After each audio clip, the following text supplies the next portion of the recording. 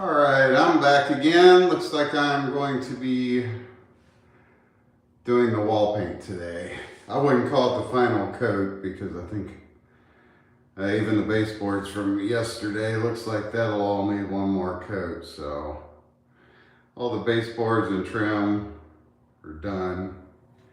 A little bit poking through, even though I went really heavy trying to avoid a second final coat. It looks like they will possibly need it.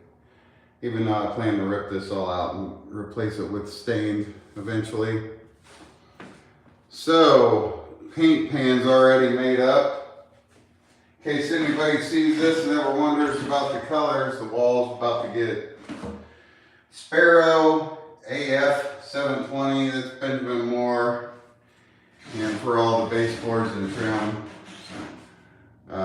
I use this Pashmina AF 100. That's Benjamin Moore also. So that was just a sample. I have still about 2/3 of a gallon left of that. I have 2 gallons for the wall of the Sparrow I'm about to use, so I'm not going to waste much time. I'm going to get right into it. A helpful tip down the road on this taping. So everything's been taped off.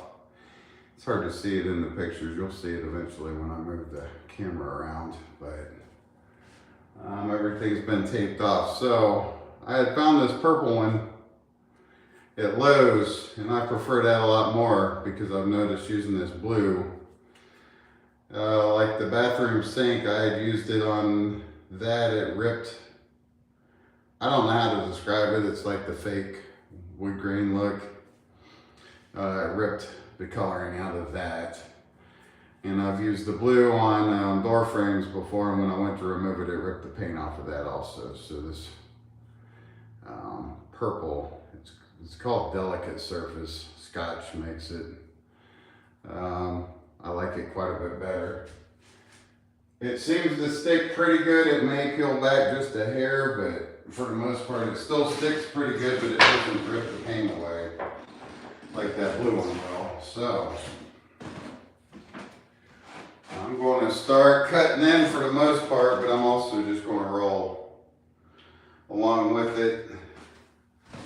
It doesn't look like anybody's really joined in. It says 1 person, so now it's saying 12. It jumps around when you first go online, so nobody's speaking though at this point, so I'm going to get a motivational plan. If anybody is watching, I hope you're having a great weekend. I'm about to do some painting. I'm going to paint the walls. Sparrow, Benjamin Moore, and that was a lot of samples. There was a bunch of samples under here. So this is I'm going to be painting all the walls in the closet that Sparrow color. So if anybody is watching, thanks for stopping in. Subscribe. You're welcome anytime. If I see the comments, I'll stop and acknowledge them and say hi. Same principles. I'd love to continue this journey with you beyond today. Subscribe to join our community of focused achievers who refuse to trade their destinies for distractions. Hi. Each week, for stopping we explore in. another dimension of the extraordinary life. About to do some painting. I hope you're having a good day. When you master these fundamental Subscribe. principles. Stop in Leave anytime. a comment saying, "Time Master," if you're committed to valuing your minutes like the precious diamonds they truly are. I read every comment personally, and your voice matters tremendously in this community.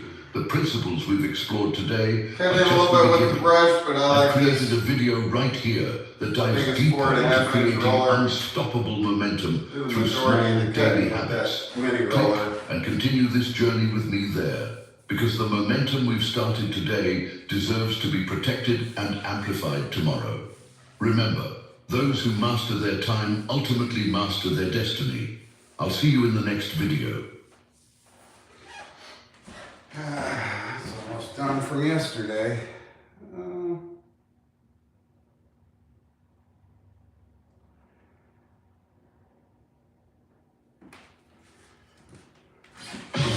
Oh, ladies, skin thirsting for more? Visibly improve your skin with Olay Body Wash. Have you ever wondered why some people seem to achieve everything they set their mind to, while others talk endlessly about their grand plans but never follow through? What's the real difference between dreamers and achievers? Today, we're diving into what Neville Goddard called the most powerful force in human existence: your focus. Has this ever happened to you? You get excited about a new goal, tell everyone about it, receive their congratulations and encouragement, but then somehow the energy to actually pursue it vanishes? You're not alone. But before we begin, please hit the like button and let me know where in the world you're watching from today. It's always fascinating seeing who's joining us from around the globe. And if you haven't already, make sure to hit that subscribe button and turn on the notification bell so you don't miss any of our future videos. What you're about to discover might surprise you. The moment you open your mouth to share your vision, something mysterious happens. The very act of speaking about your dreams and ambitions can actually drain the energy needed to manifest them. It's as if our words become a substitute for the action required to bring our desires into reality. Neville Goddard understood this profound truth. Concentrated attention is the fundamental power that shapes your reality. When that focus becomes dispersed through excessive talking, the vital energy required for manifestation becomes diluted, and your effectiveness diminishes significantly. This is why those who achieve the most often say the least about their plans. Stay with me until the end, because we're going to explore why silence isn't just golden, it's powerful. The ability to maintain quiet confidence about your goals requires tremendous self-control. This discipline strengthens your character in ways that mere words never could. While others broadcast their intentions to the world seeking validation and approval, the truly disciplined individual works quietly, building unstoppable momentum through consistent action rather than empty promises. Think about the last time you accomplished something significant. Did you announce it to the world beforehand, or did you simply do the work until it was complete? Most of us have experienced both approaches, but only one consistently leads to achievement. The most successful people throughout history understood this secret. They recognized that inner conviction manifests outwardly through results, not through proclamations. They built their empires in silence, allowing their accomplishments to speak volumes when the time was right. But how exactly does this work? What happens in your mind when you prematurely share your ambitions? And more importantly, how can you harness the extraordinary power of silence to transform your own life? The answers might challenge everything you've been taught about goal setting and achievement. If you found value in these insights about the E and power of silence, hit that subscribe button to join our community of quiet achievers. I share powerful principles that most people overlook while they're busy talking about their goals. The hidden truth most people never realize is that there's a direct correlation between how much you talk about your dreams and how likely you are to achieve them. It's almost like a universal law of manifestation that Goddard understood deeply. Each time you verbalize your plans, you're actually spending Hey, Ben. mental currency that could be invested elsewhere. CCH? Think of your ambition as a battery. I appreciate it. with limited charge. Thanks for stopping in. Every I hope you're having a good day. Every justification, Subscribe, stop in anytime. I do a lot of that you projects. intend to do drains that battery's power. This isn't just Yeah, I've been working on philosophical, this room. it's a It had practical plastic reality walls, that so shapes it- your journey toward achievement. Been a lot The of mental and emotional joint resources compound spent work. defending or explaining Until your this vision point. to others represent a significant leak in your transformation process.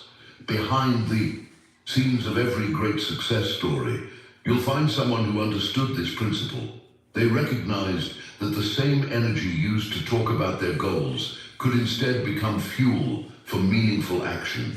This shift in mindset, from external validation to internal execution, marks the turning point in anyone's path to extraordinary results. But there's an even deeper revelation here that few discuss. Your dreams, especially in their nascent stages, are remarkably fragile. Just like seeds that require darkness to germinate properly, your goals need protection from external criticism and doubt. The most profound ideas throughout history were particularly vulnerable during their initial conception. When you prematurely expose your ambitions to the world, you're essentially digging up that seed before it has developed strong roots. The impact of this simple decision can be devastating. Early exposure to negativity, even well-intentioned criticism, can destroy potential before it has a chance to establish the foundations necessary for growth. I've witnessed countless brilliant ideas wither away simply because they were shared too soon. The person received a sideways glance, a raised eyebrow, or heard someone say, "That sounds difficult." And suddenly, their inner conviction began to crumble. This isn't weakness, it's human nature. We're social beings naturally attuned to the opinions of others. The most successful individuals understand this vulnerability and make a conscious decision to protect their visions during these critical early stages. They create a sanctuary for their ambitions, nurturing them in private until they've developed enough resilience to withstand external judgment. This intentional period of incubation isn't about secrecy, it's about strategic protection of something precious. Now, I want to go even deeper into this topic by examining what actually happens when you do share your goals too early, and the profound psychological shift that occurs in that moment. There's a fascinating phenomenon researchers have observed that explains exactly why premature revelation can sabotage even the most promising endeavors. Write in the comments, "I protect my dreams," if you've ever experienced someone's doubt affecting your confidence in a goal you were excited about. Psychologists have discovered a fascinating phenomenon they call social reality. When you verbalize your intentions, your brain experiences a premature sense of accomplishment, as if you've already achieved your goal. This false satisfaction actually reduces your motivation to put in the real work. It's a cognitive illusion that has derailed countless ambitious journeys before they truly began. This is why the most effective strategy is often the complete opposite of what feels natural. Instead of seeking validation through words, allow your results to become your voice. There's an undeniable authenticity that emerges when your achievements do the talking. Think about it. When someone accomplishes something truly remarkable, they rarely need to explain or justify it. The evidence stands before you, commanding immediate respect and recognition. I've witnessed this transformation countless times in people who shifted from talking about their ambitions to silently pursuing them. Their evolution wasn't just in what they achieved, but in how they carried themselves. There's a profound difference between someone who promises greatness and someone who demonstrates it. The former must constantly defend their potential. The latter simply points to their results. This brings us to one of the most powerful revelations in personal development, the psychological impact of the quiet achiever who seems to emerge from nowhere. When you work consistently in silence, your progress remains invisible to others. Then, when you finally reveal what you've built, it creates a dramatic before and after contrast that's absolutely stunning to witness. The element of surprise becomes your greatest ally. People are naturally drawn to what appears to be sudden, dramatic transformation. They don't see the hundreds of hours of dedicated practice, the failed attempts, or the incremental improvements. They see only the finished masterpiece, and its impact is magnified precisely because they weren't privy to the process. Behind the scenes of every overnight success is usually years of dedicated, unannounced effort.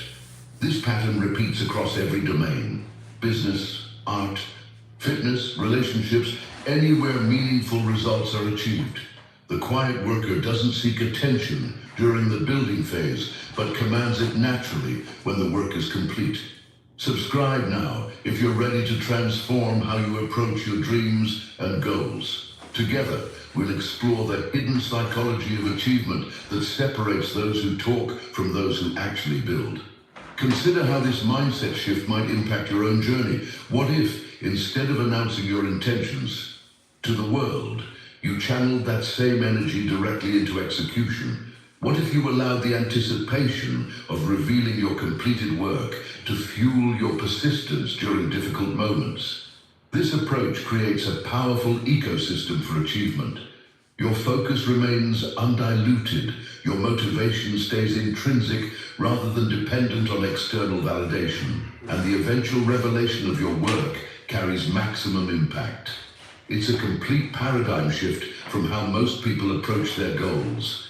The true masters understand that the path to extraordinary results often requires extraordinary restraint, not in the work itself, but in how and when they choose to reveal it.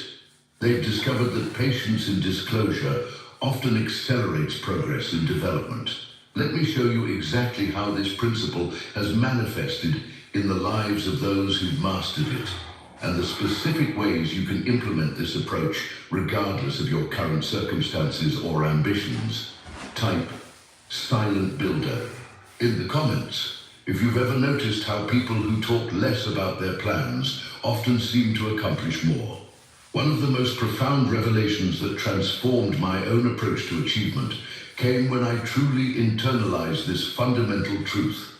The vision in your heart was given specifically to you, not to others. This isn't just motivational speak. It's a practical reality with powerful implications for how we manifest our deepest aspirations. Consider for a moment the uniqueness of your perspective. The combination of your experiences, intuitions, and insights creates a viewpoint that no one else on Earth shares completely. When a vision appears in your mind, it comes tailored specifically to your understanding, your capabilities, and your purpose. It speaks a language that resonates perfectly with your soul.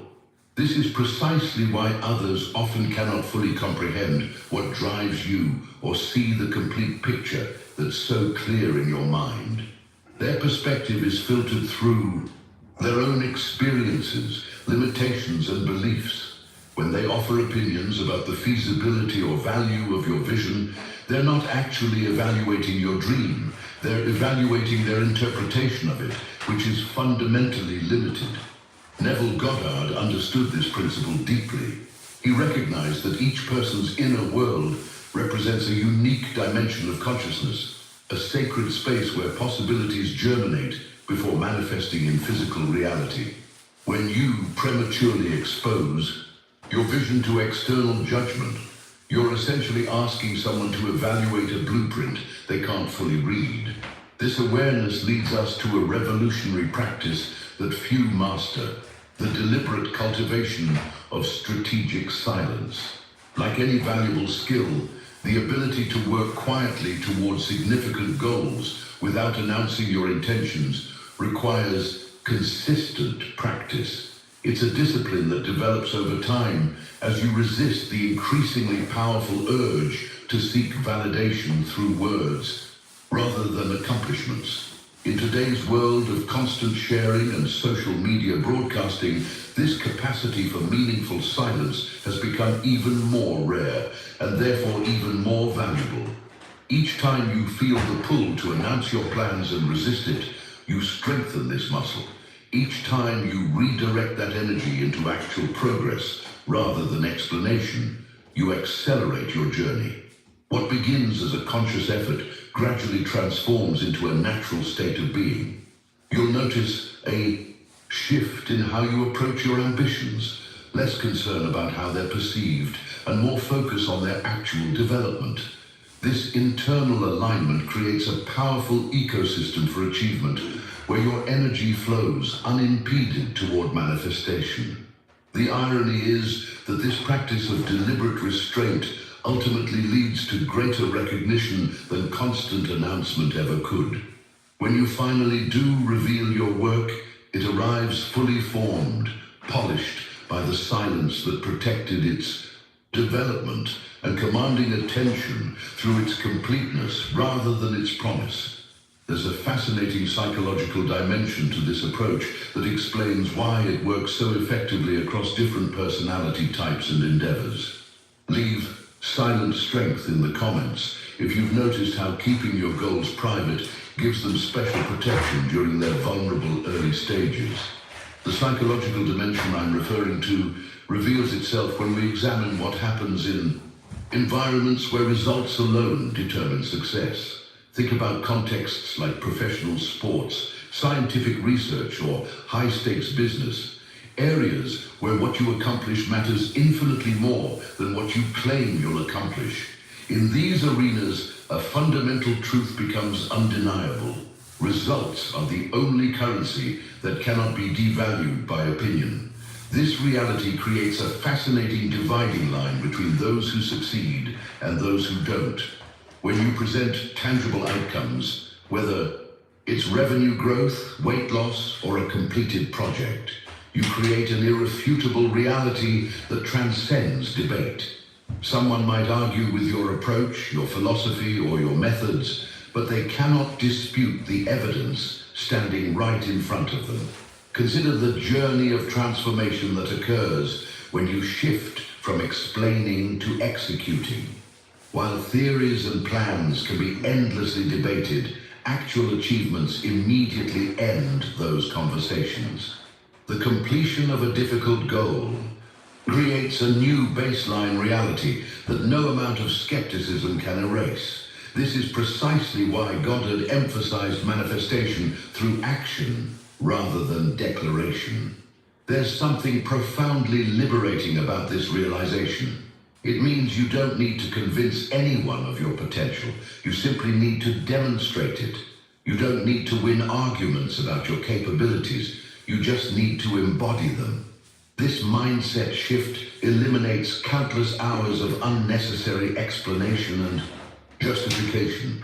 Behind every great achievement lies this hidden catalyst, the redirection of explanatory energy into productive action. What many don't realize is that discussing your plans repeatedly creates a dangerous psychological trap. Each time you talk about what you intend to do, your brain experiences a small dose of satisfaction, as if you've already made progress.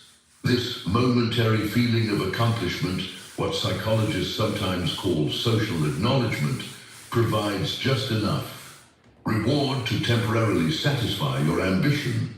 You receive the validation and recognition now before you've earned it through actual results. This premature reward short-circuits your motivation system, creating what I call satisfaction without substance. The revelation that transformed my approach to goal setting was understanding this trap for what it is, a mindset illusion that feels productive while actually undermining progress. Each conversation about your future plans drains a small but significant portion of the determination needed to actually realize them. Your finite reservoir of motivation and focus leaks through these seemingly innocent discussions. The most successful individuals I've studied have developed an almost intuitive awareness of this dynamic. They guard their determination jealously, investing it entirely in execution rather than explanation. They understand that true satisfaction comes only from actual achievement, not from talking about potential. Achievement. This brings us to a crucial distinction in how we approach any meaningful endeavor, the difference between identity-based motivation and validation-seeking behavior. Drop actions over words. In the comments, if you've noticed how your motivation sometimes mysteriously disappears after telling too many people about your plans. Identity-based motivation creates an internal compass that guides your actions regardless of external validation, while validation-seeking behavior constantly looks outside for approval before taking the next step. This distinction reveals why some people consistently achieve, others remain perpetually in the planning phase. When we study history's greatest innovators, creators, and achievers, a striking pattern emerges that reinforces everything we've discussed. From Edison to Einstein, from Jobs to Bezos, these individuals shared a common approach. They worked quietly, often in relative obscurity, until their creation was complete. They understood intuitively what modern psychology has only recently confirmed, that premature exposure of work invites interference that hampers progress. Consider the revelation that many of humanity's most significant breakthroughs were developed away from public scrutiny. The Wright brothers perfected flight, while competitors with more publicity failed. Einstein developed relativity theory while working as a patent clerk, not as a celebrated academic. Apple's most revolutionary products were developed under extreme secrecy. This pattern repeats across domains because it reflects a fundamental truth about the creative process. The journey of transformation often requires this protective silence. True creators understand that their most vulnerable stage is during development, when the vision is clear in their mind but not yet manifested in reality. During this critical phase, external input often serves not to improve the work, but to dilute its essence or redirect its purpose. By working behind closed doors, they preserve the integrity of their original insight. What's particularly fascinating is the neurochemical dimension of this dynamic. Modern neuroscience has revealed that talking about your plans triggers the same reward pathways in your brain as actually accomplishing them. When you discuss a goal and receive positive feedback, your brain releases dopamine, the same neurotransmitter associated with achievement and satisfaction. This temporary high creates an illusion of progress, a false reward that can become psychologically addictive. You begin to crave the immediate gratification of discussing your ambitions rather than the delayed satisfaction of achieving them. This subtle hijacking of your motivation system explains why so many people get stuck in endless planning without execution. The revelation that transformed my own approach was recognizing this pattern in myself.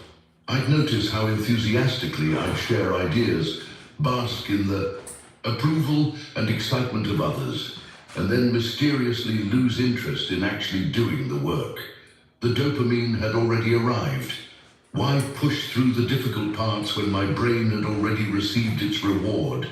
Breaking this cycle requires a fundamental mindset shift. Rather than seeking that temporary neurochemical high from discussion, you must learn to derive your satisfaction solely from actual progress.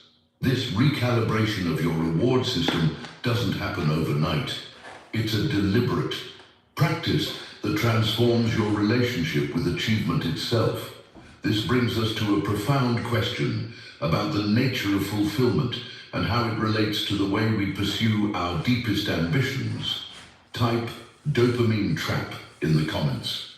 If you've experienced the false satisfaction that comes from talking about your goals instead of working on them, the question of true fulfillment brings us to a sobering reality that many never fully grasp. When all is said and done, the world remembers what you did, not what you said.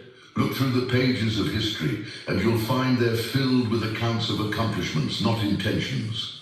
No matter how eloquently someone described their plans or how passionately they shared their vision, legacy is built exclusively on what was actually completed. This revelation can be both challenging and liberating. It challenges us to honestly assess where we're investing our energy, in explanation or execution. It liberates us from the pressure of having to convince others of our potential. The historical record doesn't preserve the most persuasive promises. It preserves those who delivered tangible contributions that couldn't be denied. Think about the figures who have truly shaped human history. What do we remember about them?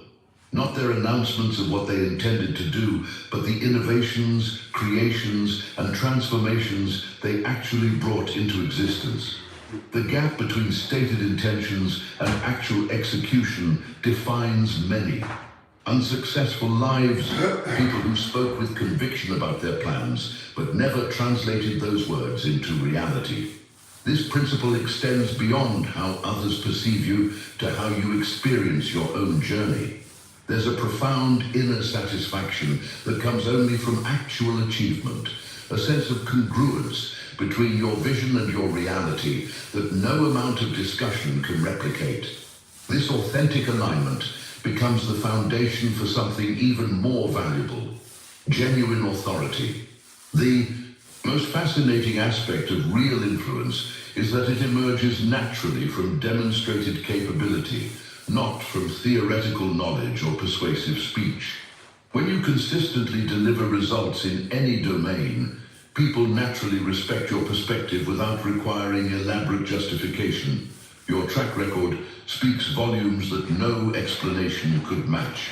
Consider the difference between someone who repeatedly tells others about their expertise and someone who simply demonstrates it through consistent performance. The first must constantly convince people of their value. The second has created evidence that argues on their behalf.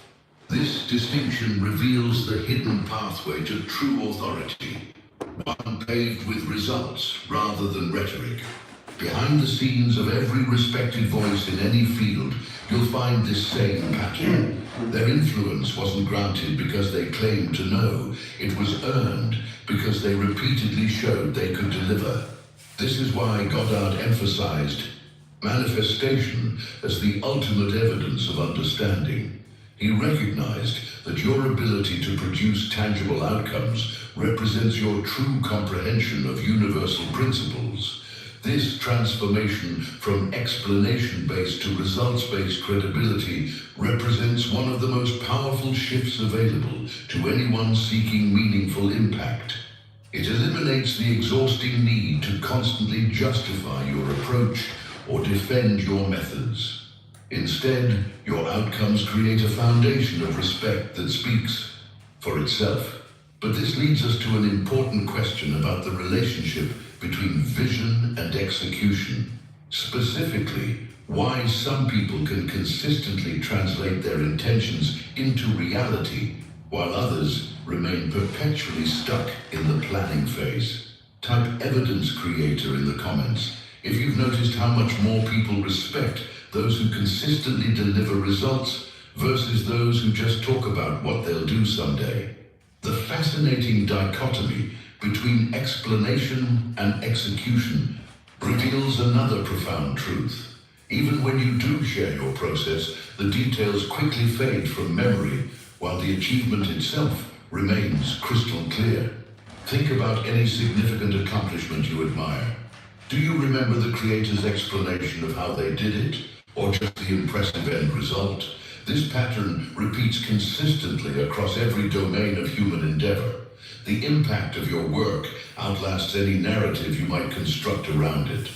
When Steve Jobs introduced revolutionary products, his presentations were masterful. But today, we remember the innovations themselves, not the explanations of their development.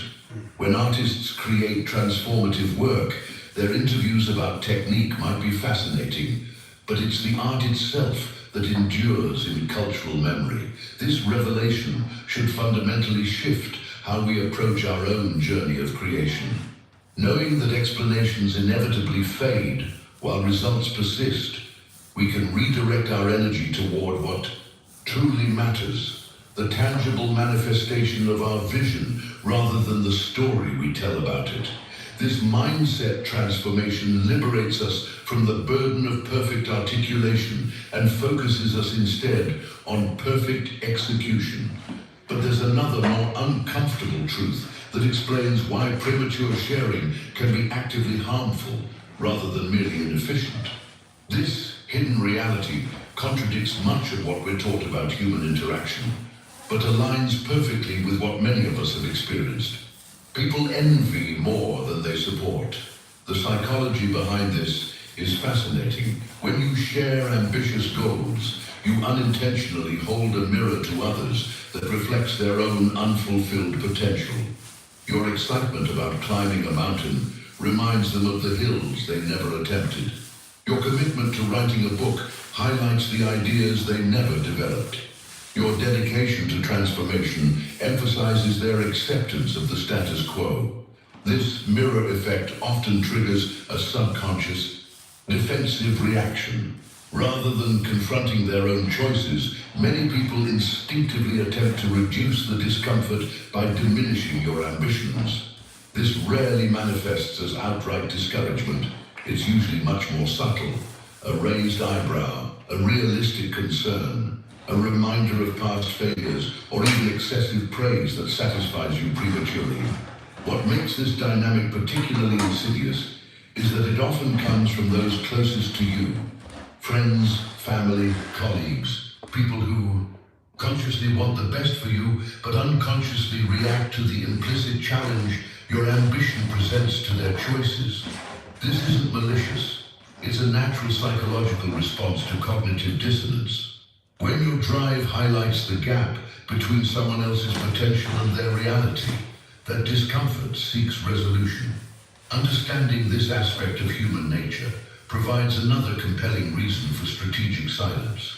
By keeping your ambitions private during their vulnerable, developmental stage, you protect them from this subtle sabotage.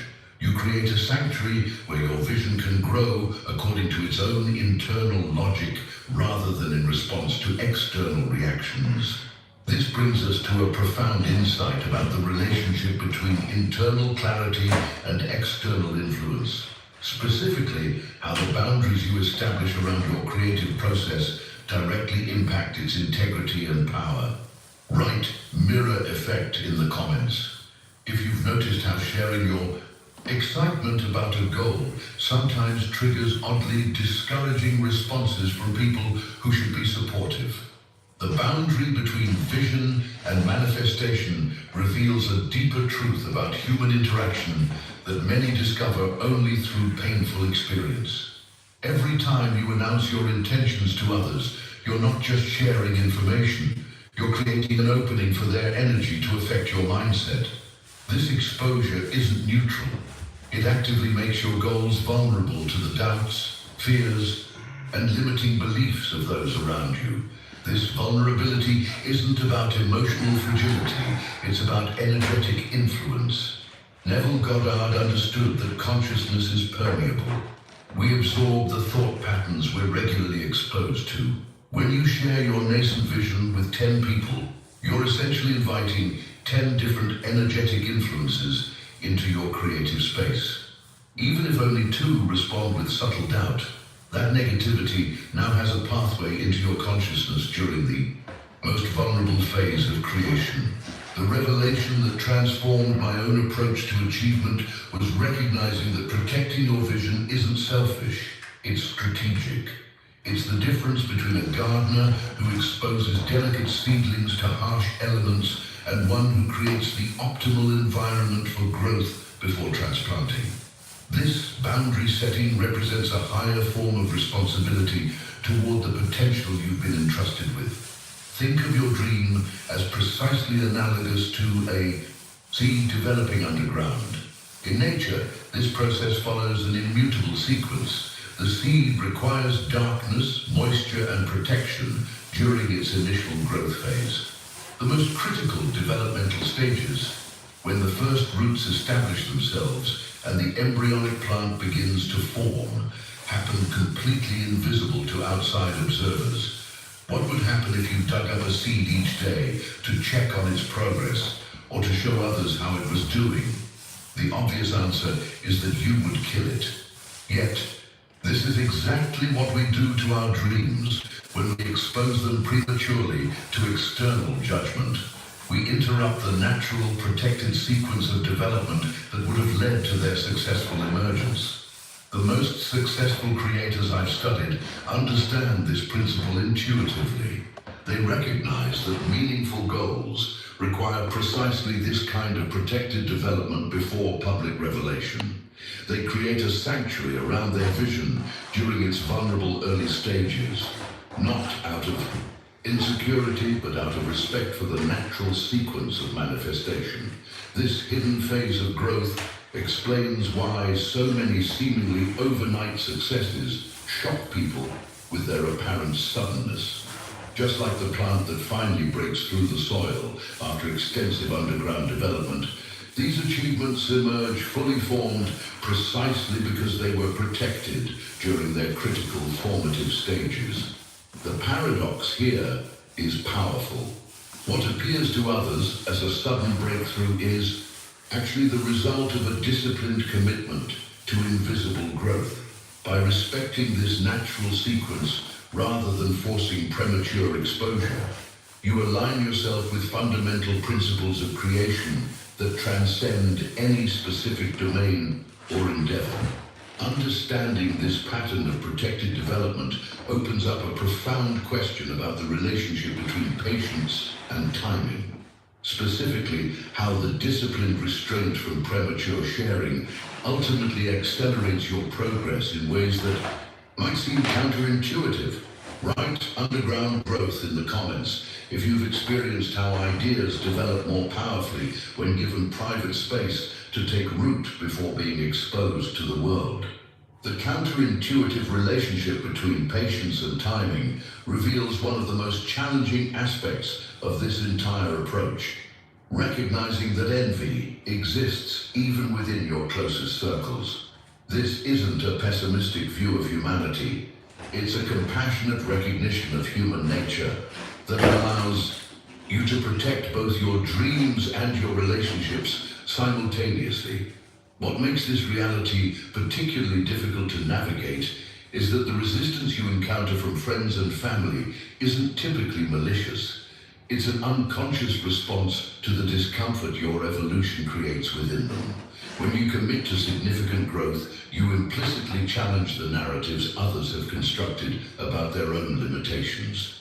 Your determination to write that book makes them confront why they haven't written theirs. Your discipline in transforming your health highlights their decisions to remain comfortable.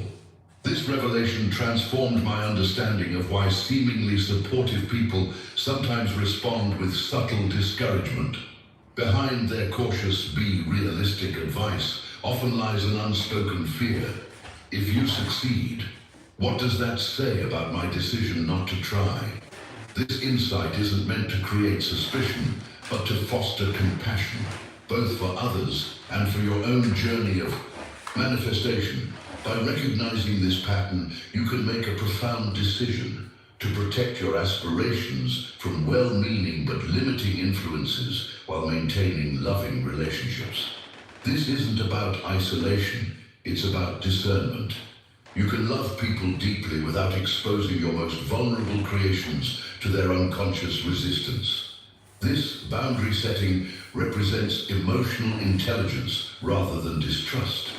This understanding leads directly to one of God's most practical insights about the mechanics of achievement. While others around you are talking, planning, announcing, and explaining, you must be quietly building. The stark distinction between success and failure often comes down to this simple allocation of time and energy. The hours others spend discussing what they'll do someday are the exact same hours you can invest in actual creation. What makes this difference in focus so powerful is how dramatically it compounds over time. A small daily redirection of energy from explanation to execution creates an exponential divergence in results after months and years. This mathematical reality explains why people on seemingly similar paths can end up in completely different destinations. Behind the scenes of every remarkable achievement is this consistent pattern of chosen focus. While conversations about potential swirled around them, the achievers simply continued building. They understood that the energy consumed in discussing a vision is precisely the energy needed to manifest it. This isn't about never sharing. It's about strategic timing that preserves your creative momentum. The transformation in your own results begins with this same decision, to convert talking time into building time. This shift doesn't require dramatic announcements or radical lifestyle changes. It simply means noticing when you're tempted to discuss your plans and instead redirecting that impulse toward tangible progress, however small. This brings us to a fascinating psychological dimension of achievement that few discuss openly: the relationship between external expectations and internal freedom in the creative process. Comment. Building quietly. If you've noticed how the people who achieve the most are often those who say the least about their plans until they're already accomplished. The psychological liberation that comes from focusing on results rather than approval creates a powerful dynamic that few fully appreciate. When you commit to manifesting your vision rather than explaining it, you position yourself to transcend the very emotions that might have derailed you earlier in the journey. This is because results possess a unique quality that nothing else shares. They speak a universal language that silences even the most determined critics. No amount of jealousy, skepticism, or negativity can diminish truly exceptional achievement once it stands completed.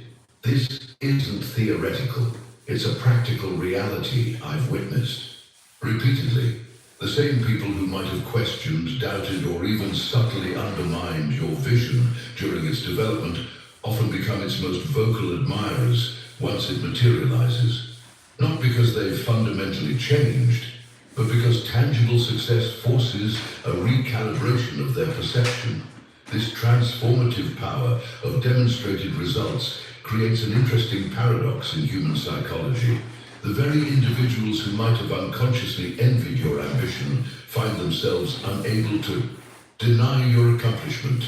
The tangible reality of your success transcends their emotional responses, compelling acknowledgement even from those who secretly hoped you might fail. This isn't about vindication, it's about the irrefutable nature of manifested vision. Understanding this dynamic reveals the strategic advantage of what God had called sacred silence, keeping your vision private and your plan protected during its vulnerable developmental phases. This approach isn't born from paranoia, but from practical wisdom about how creation flourishes. By maintaining strategic privacy around your goals, you simultaneously preserve both competitive advantage and psychological momentum. The hidden truth behind many remarkable breakthroughs is precisely this disciplined confidentiality. When you shield your developing vision from premature exposure, you prevent several things simultaneously. Others from copying your ideas before they're fully formed, external doubts from contaminating your creative process, and your own energy from leaking through excessive explanation. This isn't about permanent secrecy, it's about intentional timing. The revelation comes not during conception or development, but upon completion. This approach concentrates all available energy on execution rather than justification, allowing you to move forward with singular focus rather than constantly looking over your shoulder for approval or validation. Behind the scenes of innovation, you'll consistently find this pattern of protected development. The most disruptive companies maintain strict confidentiality around projects until launch. The most transformative artists create in private studios before exhibition. The most influential thinkers develop their frameworks in notebooks before publication. This isn't coincidence, it's strategy based on understanding the mechanics of manifestation. The journey from conception to completion requires this protective boundary, not as a permanent state, but as a developmental necessity. Just as a photographer doesn't invite an audience into the dark room while images are developing, the wise creator doesn't expose vision to scrutiny during its formation. The power emerges precisely because of this protected incubation.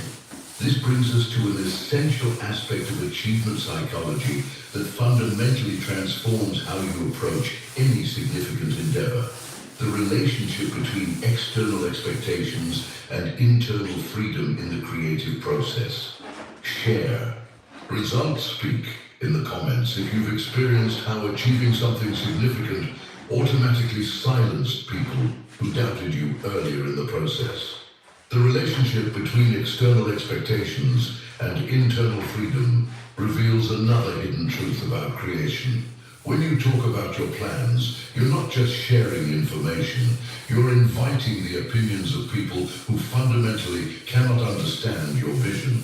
This isn't because they lack intelligence, but because they interpret your ambitions through the filter of their own experiences, limitations, and fears. What makes this dynamic particularly dangerous is how these external perspectives introduce doubt that wouldn't otherwise exist in your thinking. Someone who has never built a business will see only the obstacles because that's all they've been conditioned to notice. Someone who has never written a book will emphasize the difficulties because those are the stories they've absorbed. Someone who has never transformed their health will highlight potential failures because that narrative protects their own choices. The revelation that changed my approach to achievement was recognizing that most feedback isn't actually about my vision at all. It's about the person offering the opinion. Their perspective isn't a reflection of your possibilities, it's a reflection of their boundaries.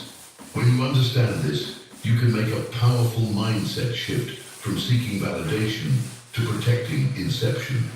This insight becomes even more compelling when you recognize another uncomfortable truth about human interaction.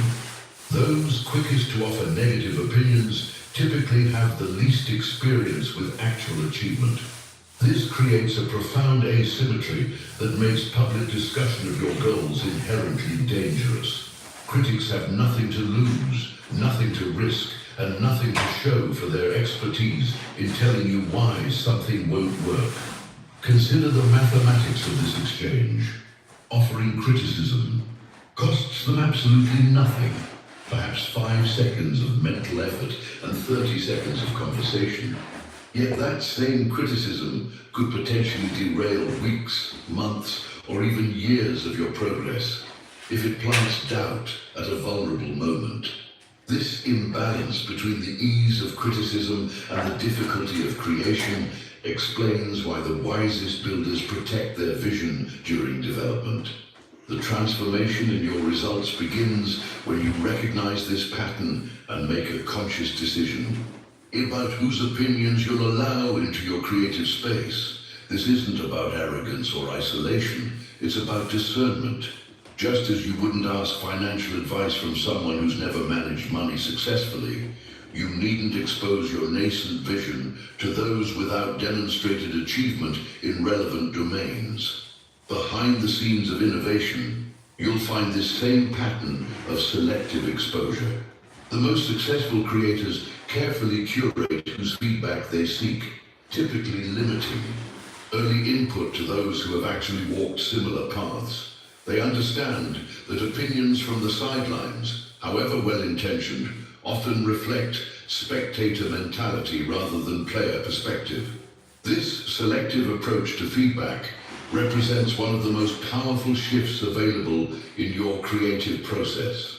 By limiting external input during vulnerable developmental phases, you preserve the integrity of your original vision while still benefiting from targeted insight at appropriate moments. This balance between independence and connection becomes a catalyst for breakthrough rather than a barrier. This brings us to a profound question about the nature of achievement itself, specifically how premature satisfaction becomes one of the greatest hidden obstacles to meaningful creation. Type opinion asymmetry in the comments if you've noticed how people with the least experience in a field are often the quickest to tell you why your ideas in that area won't work. The question of premature satisfaction reveals one of the most fascinating psychological phenomena in achievement. Your brain often cannot distinguish between talking about accomplishment and actually accomplishing something. Neuroscience has shown that merely discussing your goals triggers reward pathways surprisingly similar to those activated by actual achievement. This creates an insidious trap that has derailed countless journeys of transformation before they truly began. When you enthusiastically share, your plans with others and receive their acknowledgement, congratulations, or encouragement, your brain experiences a small but significant dopamine release. This neurochemical reward creates a temporary feeling of satisfaction, as if you've already made meaningful progress. The problem? This psychological gratification comes without any actual advancement toward your goal. The revelation that changed my entire approach to achievement was recognizing how this momentary relief from sharing plans often diminishes the very hunger required for completion. It's as if your brain checks a small box labeled Received Recognition and mistakenly files it under Made Progress. This subtle hijacking of your motivation system explains why so many people get stuck in perpetual planning without execution. Think about your own experience. Have you ever noticed how after excitedly telling everyone about your new business idea, fitness plan, or creative project, your actual motivation to work on it mysteriously diminished? This wasn't coincidence. It was your brain's reward system being prematurely satisfied through conversation. Hey Mike, how's it going? Behind the scenes How's of your this weekend? problem lies a fundamental misalignment Thanks for between stopping social in. reward and actual achievement. Back at it. The applause comes at the beginning More painting. rather than at the end, creating a dangerous inversion of the natural sequence of effort and recognition. This premature validation feels good in the moment, but ultimately sabotages the internal pressure necessary for consistent action. Insight leads directly to one of the most important principles in meaningful achievement. Despite our society's endless fascination with potential and promise, execution remains the only currency that commands genuine respect. You can discuss your capabilities, outline your brilliant plans, and describe your extraordinary vision, but without tangible results, these remain merely interesting conversations rather than consequential realities. What many don't realize is that the gap between capability and accomplishment is bridged by one thing alone: persistent execution. This isn't just philosophical, it's practical. Potential without production ultimately earns dismissal rather than admiration. The world quickly tires of unfulfilled promises, no matter how eloquently they're articulated. The transformation in your results begins when you internalize this fundamental truth. Talking about what you'll do someday creates an illusion of progress that actually moves you further from your goal. By redirecting that same energy into actual creation, however small or imperfect, you begin a momentum of genuine achievement that compounds over time. This mindset shift represents one of the most profound decisions available to anyone seeking meaningful impact. Rather than seeking the temporary high of premature recognition, you commit to the deeper satisfaction that comes only from actual completion.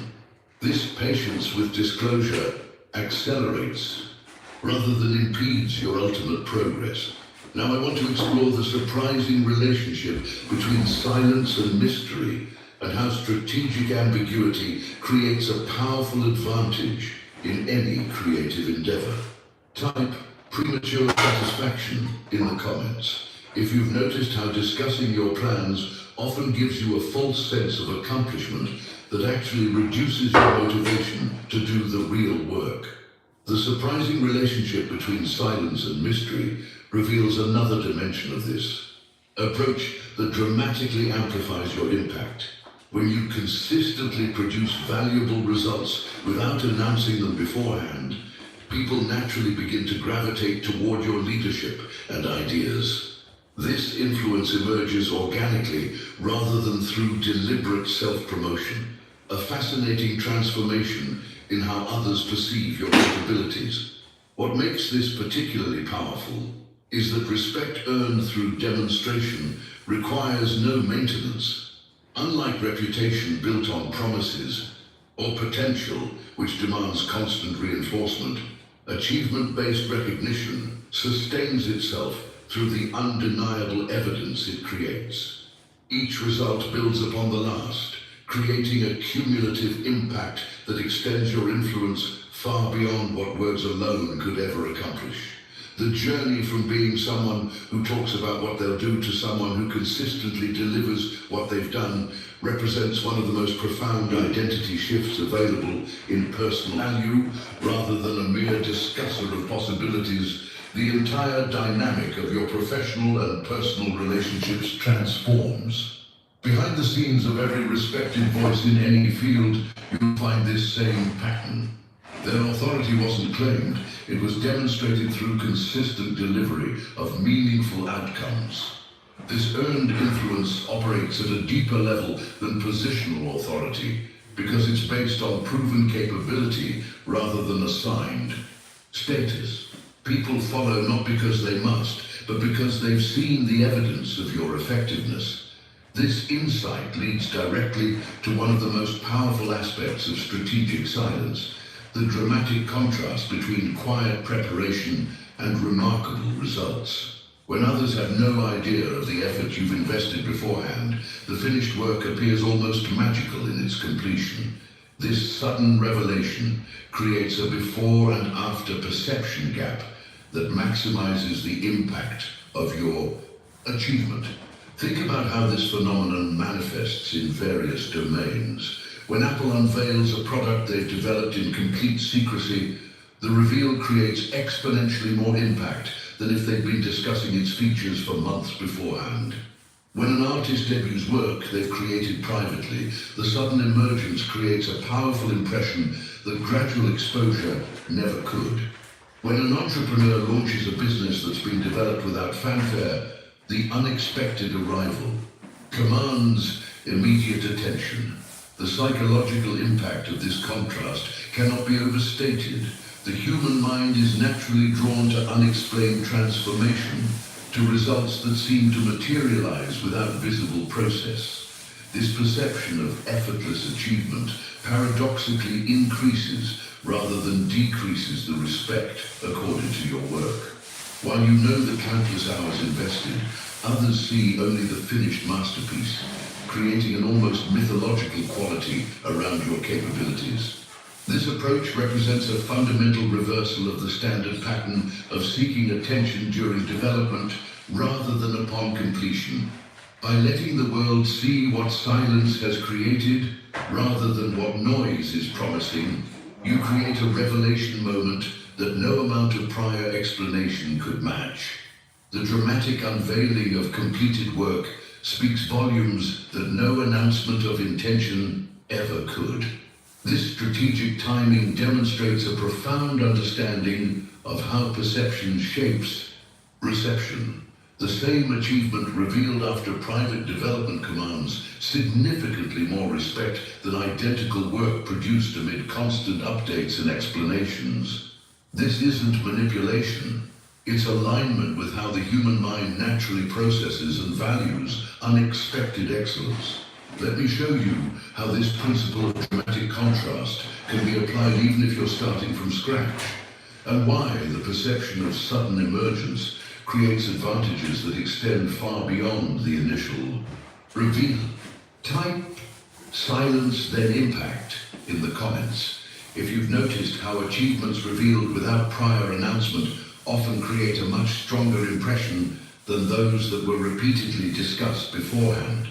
The principle of letting your results speak for themselves extends beyond just creating initial impact.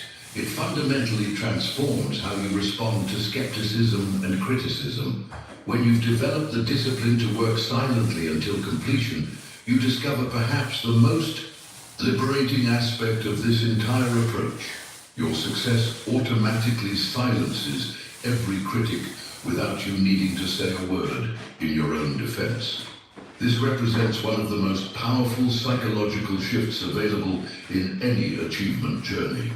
Rather than wasting precious energy and emotional resources defending your vision against doubters, you simply continue building until your results stand as their own irrefutable argument. Completed work requires no additional justification or explanation. It exists as tangible evidence that transcends opinion.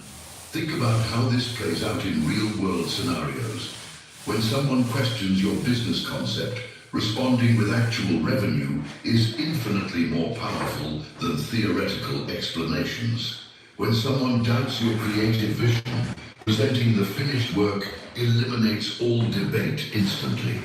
When someone challenges your ability to transform any area of life, demonstrating change renders their skepticism irrelevant. The revelation that changed my entire approach to handling criticism was recognizing this fundamental truth. The most effective response to doubt has always been demonstrable results, not persuasive words. This insight liberates you from the exhausting cycle of defending, explaining, and justifying your choices to those who haven't earned the right to an opinion through their own achievement. Behind the scenes of every significant breakthrough, you'll find this same pattern of letting results answer critics. The most innovative creators throughout history rarely spent energy defending their vision against skeptics. They simply continued creating until their work spoke for itself. This approach represents not stubborn ignorance of feedback, but strategic allocation of your most precious resource, focused attention. This understanding leads directly to one of the most profound insights about human psychology. For many people, talk becomes a comfortable substitute for action. Discussing plans creates an illusion of progress without requiring the discomfort, uncertainty, and effort of actual execution. This false comfort becomes a dangerous trap that prevents genuine achievement, often without the person even realizing what's happening. The psychology behind this pattern is fascinating. Conversation about goals activates reward pathways in the brain similar to those triggered by actual accomplishment, creating temporary satisfaction without meaningful advancement. Over time, this becomes an unconscious avoidance mechanism, a way to experience the psychological benefits of ambition without the demands of manifestation. Many people spend years, sometimes entire lifetimes, talking about the same goals without advancing because words have replaced meaningful action in their motivation system. They discuss the book they'll write, the business they'll start, or the transformation they'll undergo with genuine passion and conviction. Yet that passion never translates into consistent execution because the discussion itself has become the primary reward. The shift from talking to doing represents one of the most significant thresholds in any journey of achievement. Crossing this threshold requires recognizing when you're substituting conversation for creation, when you're unconsciously choosing the comfort of explanation over the demands of execution. This awareness becomes the foundation for a revolutionary approach to manifestation. This brings us to an essential question about the nature of commitment itself, specifically how private dedication creates a fundamentally different relationship with your vision than public declaration. Type action substitution in the comments if you've ever caught yourself repeatedly talking about goals you weren't actually making progress on and realized that discussing them had become a replacement for doing the work. The relationship between private dedication and public declaration reveals a profound truth about achievement that transforms how you approach any meaningful goal. Execution always pays in results. While this might seem obvious on the surface, the deeper implications change everything about how you relate to the creative process and its inevitable challenges. The temporary discomfort of working without recognition, of investing hours, days, and months in silence while others receive immediate validation for merely talking about their ambitions, eventually yields permanent rewards that far exceed the momentary gratification of premature sharing. This dynamic creates a powerful decision point in any journey of transformation. Will you choose the immediate but shallow validation of discussion, or will you commit to the delayed but profound satisfaction of actual creation? What makes this choice particularly significant is how dramatically the returns compound over time. The gap between talkers and doers doesn't grow linearly, it expands exponentially. Each day you invest in genuine execution rather than explanation builds momentum that ultimately creates results orders of magnitude greater than what constant discussion could ever produce. The revelation that changed my entire approach to achievement was recognizing this fundamental asymmetry in returns. By accepting the temporary invisibility that comes with focused creation, you position yourself for a level of impact that those seeking constant validation can never reach. This isn't about perfectionism or unnecessary secrecy. It's about strategic patience that maximizes your ultimate contribution. Behind the scenes of every overnight success, you'll find this same pattern of delayed gratification. The creators, innovators, and transformational leaders who seem to emerge suddenly have typically been building quietly for years, prioritizing execution over explanation at every step. Their journey wasn't visible, but the results eventually became undeniable. This understanding leads directly to one of the most powerful aspects of strategic silence. It functions as a protective shield around your creative process. When you work without constantly announcing your progress or defending your approach, you create space for uninterrupted experimentation, iteration, and growth. This privacy allows you to fail productively, learn rapidly, and improve continuously without the friction of external judgment or expectation. Think about how this dynamic plays out in practice. Without the pressure to demonstrate immediate progress to others, you can explore unconventional approaches, test radical ideas, and pivot quickly when necessary. You can abandon what isn't working without public explanation and double down on promising directions without justification. This freedom from constant accountability paradoxically accelerates your development by removing the psychological weight of perpetual performance. The mindset shift from public validation to private mastery represents one of the most significant thresholds in any journey of meaningful creation. By protecting your execution from premature exposure, you create an environment where your vision can develop according to its own internal logic, rather than in response to external feedback that might derail its unique evolution. This shield of silence doesn't just protect your work from others, it also protects you from the subtle but significant drain of constant explanation. Every time you're asked about your progress, every time you need to justify your approach, every time you feel compelled to defend your vision, you divert precious mental and emotional resources away from the actual work. By maintaining strategic privacy, you conserve this energy for what truly matters: execution. This brings us to a fascinating psychological dimension that explains why some people consistently transform their intentions into reality, while others remain perpetually stuck in the planning phase.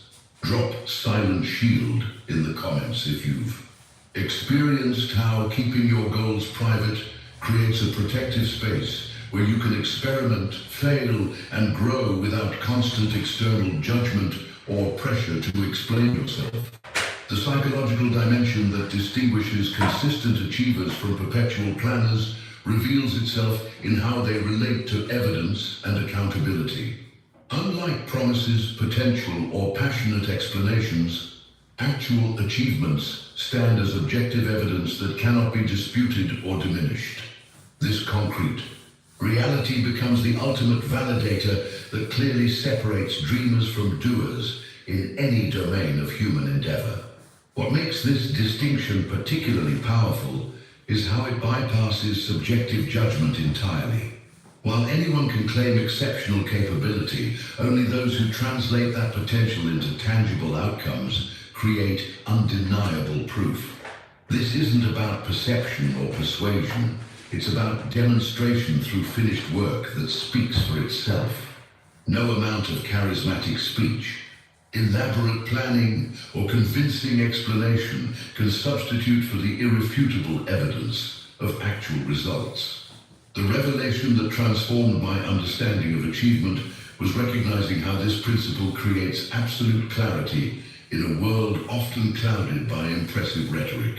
When you consistently deliver tangible outcomes, you establish a foundation of credibility that transcends opinion. Your work becomes the evidence that eliminates all debate about what you're capable of creating. Behind the scenes of every significant contribution throughout history, you'll find this same pattern. The individuals we remember didn't just talk convincingly about what they intended to do. They created undeniable evidence through what they actually accomplished. Their legacy rests not on what they said they would build, but on what they built. This understanding leads directly to perhaps the most profound insight about human potential. The choice between talking and doing represents fundamentally different life paths. One direction leads to tangible outcomes that create lasting impact. The other leads to increasingly elaborate justifications for inaction. What begins as a seemingly minor preference, explaining versus executing, eventually creates a decisive fork in your journey. The most fascinating aspect of this divergence is how dramatically it compounds over time. Each day you choose execution over explanation. You create evidence that strengthens your foundation for future achievement. Conversely, each time you substitute discussion for action, you reinforce a pattern of substituting words for results. This small daily choice ultimately defines not just individual projects, but entire lives and legacies. Think about the implications of this understanding for your own journey. Every time you feel the impulse to explain what you'll create someday, you stand at this critical decision point. Will you invest that energy in actual creation, or will you spend it describing what remains unrealized? This isn't about never communicating, it's about recognizing when discussion becomes a substitute for development. The transformation available through this awareness is profound. By consistently redirecting your energy from explanation to execution, you gradually shift your entire relationship with achievement. What begins as a conscious effort eventually becomes an automatic preference for evidence over argument, for demonstration over declaration, for completion over conversation. This fundamental orientation toward tangible creation, rather than theoretical potential, represents one of the most powerful mindset shifts available in any pursuit of meaningful impact. It eliminates countless hours of unnecessary justification while simultaneously accelerating your progress toward the results that ultimately matter most. This brings us to a fascinating dimension of achievement psychology that few discuss openly. How premature announcement of intentions creates subtle but significant accountability issues that can derail even the most promising endeavors. Type evidence creator in the comments if you've experienced the undeniable power of letting your results speak for themselves rather than trying to convince people of what you're capable of through words alone. The accountability dimension of premature announcement reveals one of the most counterintuitive psychological traps in achievement. The very act of sharing your plans publicly often leads directly to their abandonment. This pattern has been documented repeatedly by researchers studying goal pursuit and explains a phenomenon most of us have witnessed: how frequently ambitious public declarations yield disappointing or non-existent results. The mechanism behind this paradox is fascinating. When you announce your intentions to others, you receive immediate social validation that creates a premature sense of identity attainment. Your brain essentially thinks, I've already become the type of person who does this, simply because you've declared it publicly and received acknowledgement. This false sense of progress significantly reduces the internal pressure and motivation required for the actual work of manifestation. What makes this dynamic particularly insidious is how unconscious it typically remains. Most people have no idea their motivation is being systematically undermined by the very announcements they believe will strengthen their commitment. They interpret the positive feedback and encouragement from others as supportive of their journey, never realizing it's actually short-circuiting the psychological tension necessary for consistent action. The revelation that transformed my own relationship with achievement was recognizing this hidden trap and making a deliberate decision to protect my goals from this premature identity attainment. By keeping my intentions private until they were supported by tangible progress, I preserved the motivational tension that fuels consistent execution. This wasn't about secrecy for its own sake. It was about strategic protection of the psychological mechanisms that drive meaningful achievement. Behind the scenes of this approach lies another crucial insight. Talking too soon doesn't just satisfy your motivation prematurely, it actively distracts your focus from the work itself. Each conversation about your plans diverts precious attention from the actual execution required to manifest them. This division of mental energy inevitably reduces your concentration on the most important aspects of achievement.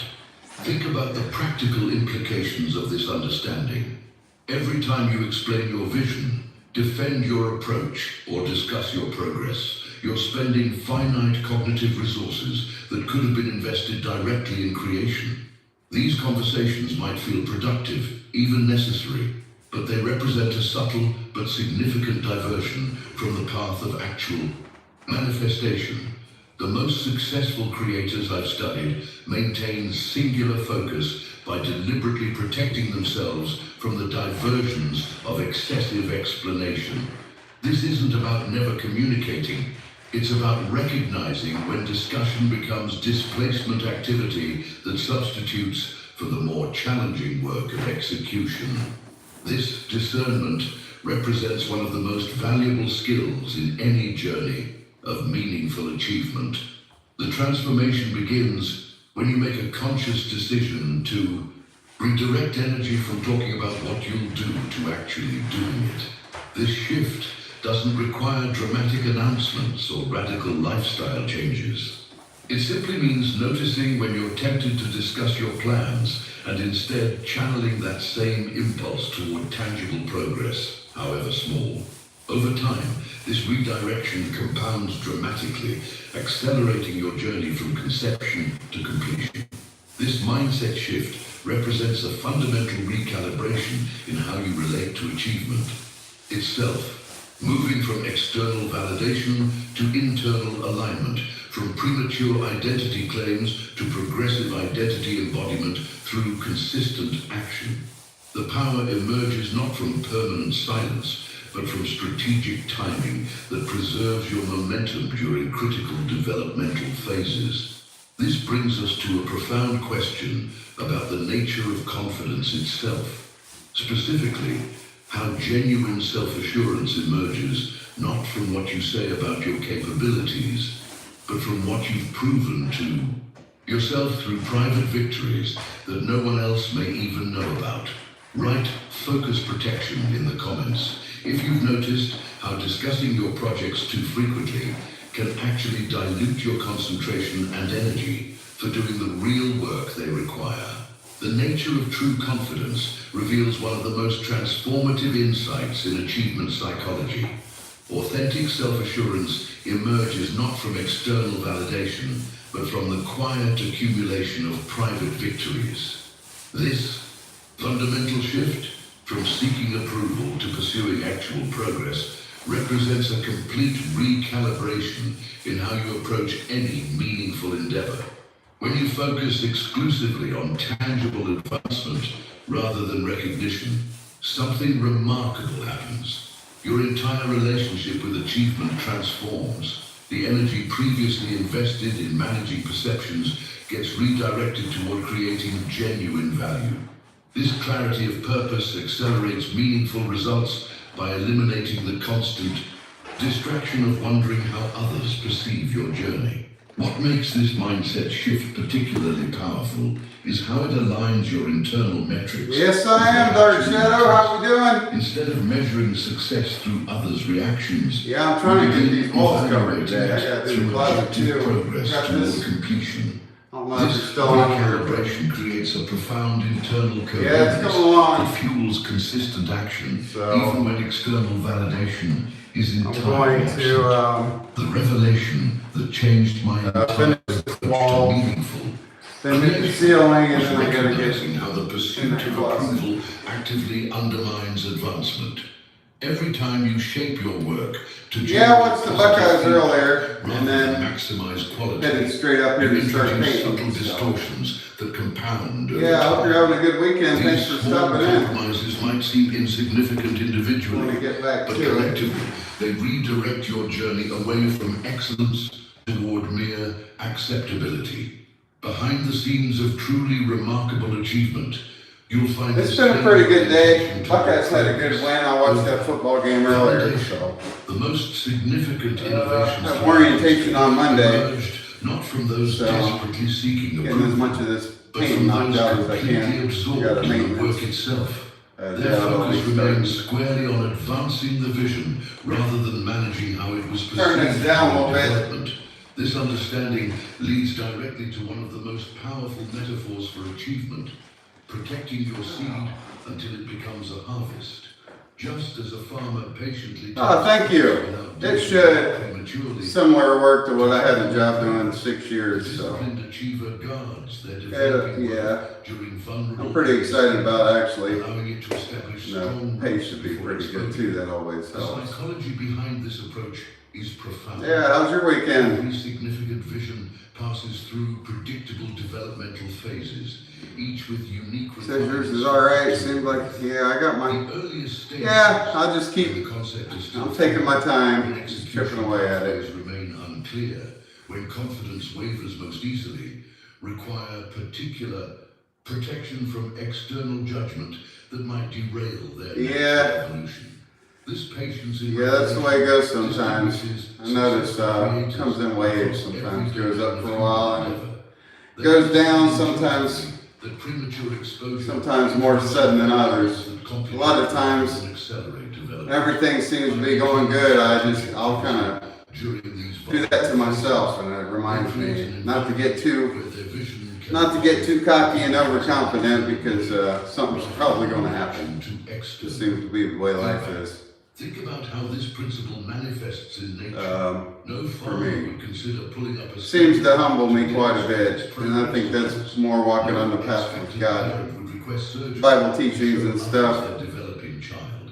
In The same ones way, that embrace sin, they your just vision kind of deserves protection during its formative stuff doesn't stages. that just rolls off of them. It doesn't bother them as much. Out of respect They're probably for the more natural narcissistic sequence of and creation. too big of an ego to let anything bother them. Insight about the relationship between invisible growth. Thanks for stopping in. Impact, specifically how the most. Yeah, I'm pretty happy about that job. I've been on unemployment. That's been $600 a week from the refinery, so I had about 7 weeks left. It worked out perfect timing on this new job. So I'm excited to get over there and get started, get better paychecks coming in again. With the world. The relationship between invisible growth and visible impact reveals perhaps the most profound truth about achievement itself. Words are cheap, but execution is priceless. This fundamental distinction reflects not just different behaviors, but entirely different value systems. Those who truly understand the supreme worth of execution naturally minimize discussion in favor of production, not because they're secretive by nature, but because they recognize where real value is created. What makes this insight particularly transformative is how dramatically it simplifies your decision-making. When you internalize that execution carries infinitely more value. That explanation, you automatically begin prioritizing activities that produce tangible outcomes rather than impressive conversations. Oh, it's growing the shorts. I This think orientation towards rather Yeah, thanks. becomes I appreciate you stopping in. achievements I'm glad you did. time. It's been kind of quiet in the chat today, which it is the weekend, and there's a lot of other stuff people can watch. So How this value yeah, I appreciate that. across every Just thinking in my head about work. whether I'm hoping to lose some of this weight too. I gained relationships or personal development. probably close to 50 pounds in the last, Consistently produce I'd say, meaningful results share this 4.5 to 5 months, orientation. even though I've been staying active. Doing immeasurably more than discussing. Behind the scenes, Yeah, I appreciate it. Significant breakthrough. You'll find this same pattern of prioritization. The most successful innovators throughout history spent significant. Do you? I haven't checked out your channel yet. Do you have your own videos or live streams, or This wasn't coincidence. you more just a viewer? Reflection of their internal value hierarchy. If you have a channel, I'll check it out later on this evening. I'll probably be painting another hour, and then I'll cut this live stream off for a while. I'm a Buckeye fan, but Michigan plays USC tonight, so kind of interested to watch that game and see how that goes. Consistent action creates an absolutely unbeatable approach to manifesting any vision.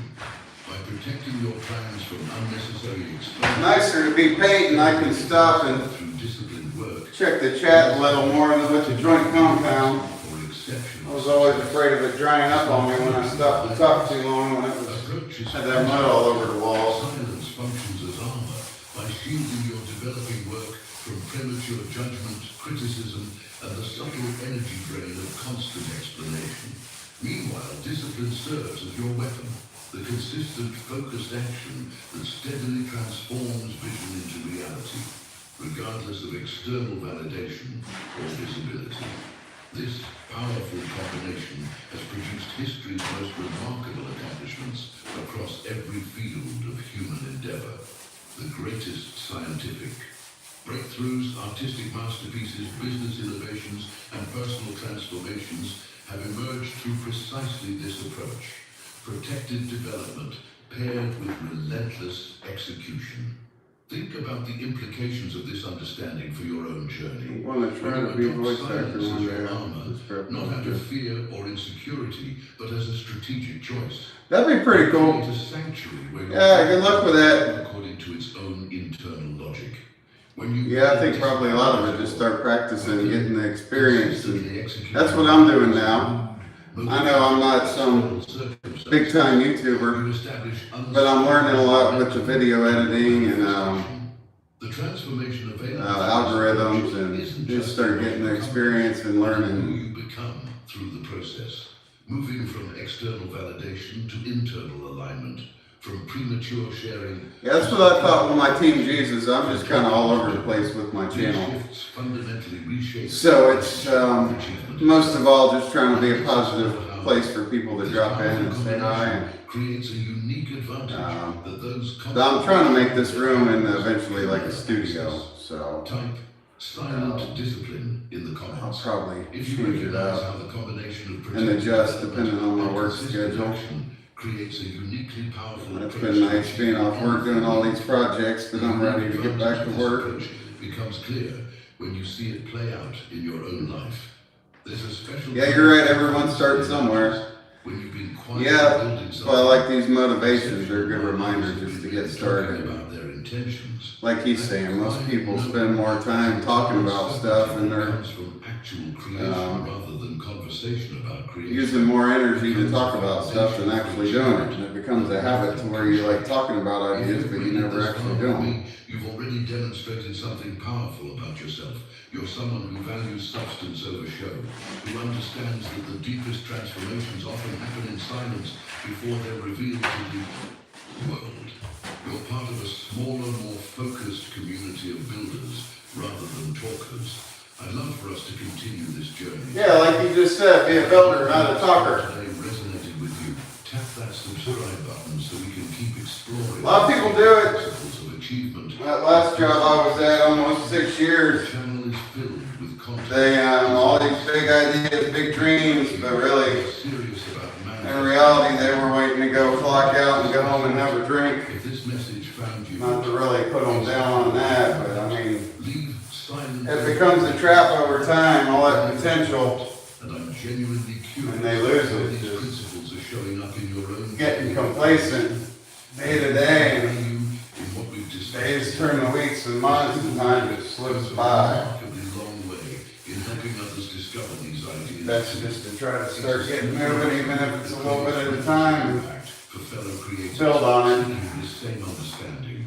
There's a video right here that explores how to maintain this discipline of silence, even when facing intense pressure to explain yourself prematurely.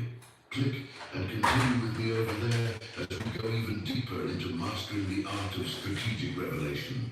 Until next time, remember, let silence be your armor, discipline your weapon, and results your voice.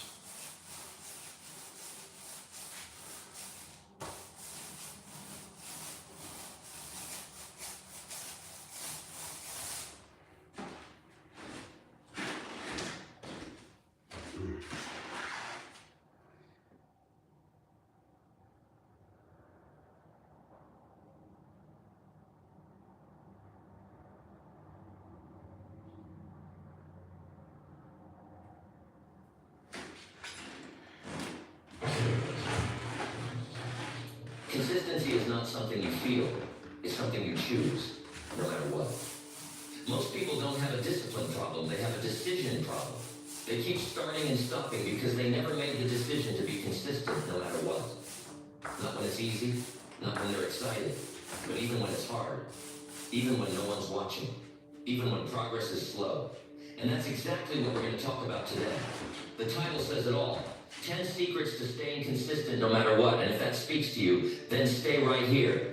This isn't about hype or unrealistic talk. This is about the daily habits, the inner toughness, and the small mental shifts that separate those who stick with it from those who quit halfway. If you've ever felt like you're slipping, starting over, or always almost making progress, then you need to hear this. These 10 truths will help you build a mindset that doesn't quit, a mindset that keeps going, no matter what. This is your wake-up call. No more delays, no more resets. It's time to learn how to stay consistent for good. Number 1, act now instead of thinking for too long. How many times have you had an idea, a plan, a goal? You sat with it, thought about it, imagined what it would look like, maybe even talked about it with someone, and then nothing. Days passed, weeks passed, and the idea stayed right where it was in your head. That's the first mistake. Overthinking, waiting too long, getting lost in what-if scenarios. It's not action that breaks people, it's hesitation. It's delaying what could have been done today because the mind wants to be 100% certain, fully ready, perfectly clear. But here's the truth. Life doesn't wait for perfect timing. Life rewards action, not planning. If you want to be consistent, really consistent, you've got to move faster than your doubts. The mind is tricky. It'll come up with 1,000 reasons to hold you back. It'll whisper things like just think it through a bit more, or you need more information, or wait until you feel motivated. But motivation is fleeting. It comes and goes. What doesn't go away is the power of a small action done right now. Acting now means doing the next real thing, not the big dream, not the perfect version, just the next step. Something small, clear, doable. Something that tells your brain, I'm not sitting around anymore. Because every time you act immediately, you build momentum. And momentum is the secret weapon of consistency. People think consistency is about willpower. It's not. It's about building energy and keeping it moving. And that starts by acting before your brain gets a chance to stop you. You don't need more books. You don't need another course. You don't need to watch 10 more videos. You need to get up and begin. It's the beginning that's tough. Once you start, something changes in you. You go from thinking to becoming. And that change is what transforms people. That's where consistency is born. Don't wait until you feel like doing it. Feelings are not reliable. One day you'll feel excited. The next you'll feel tired.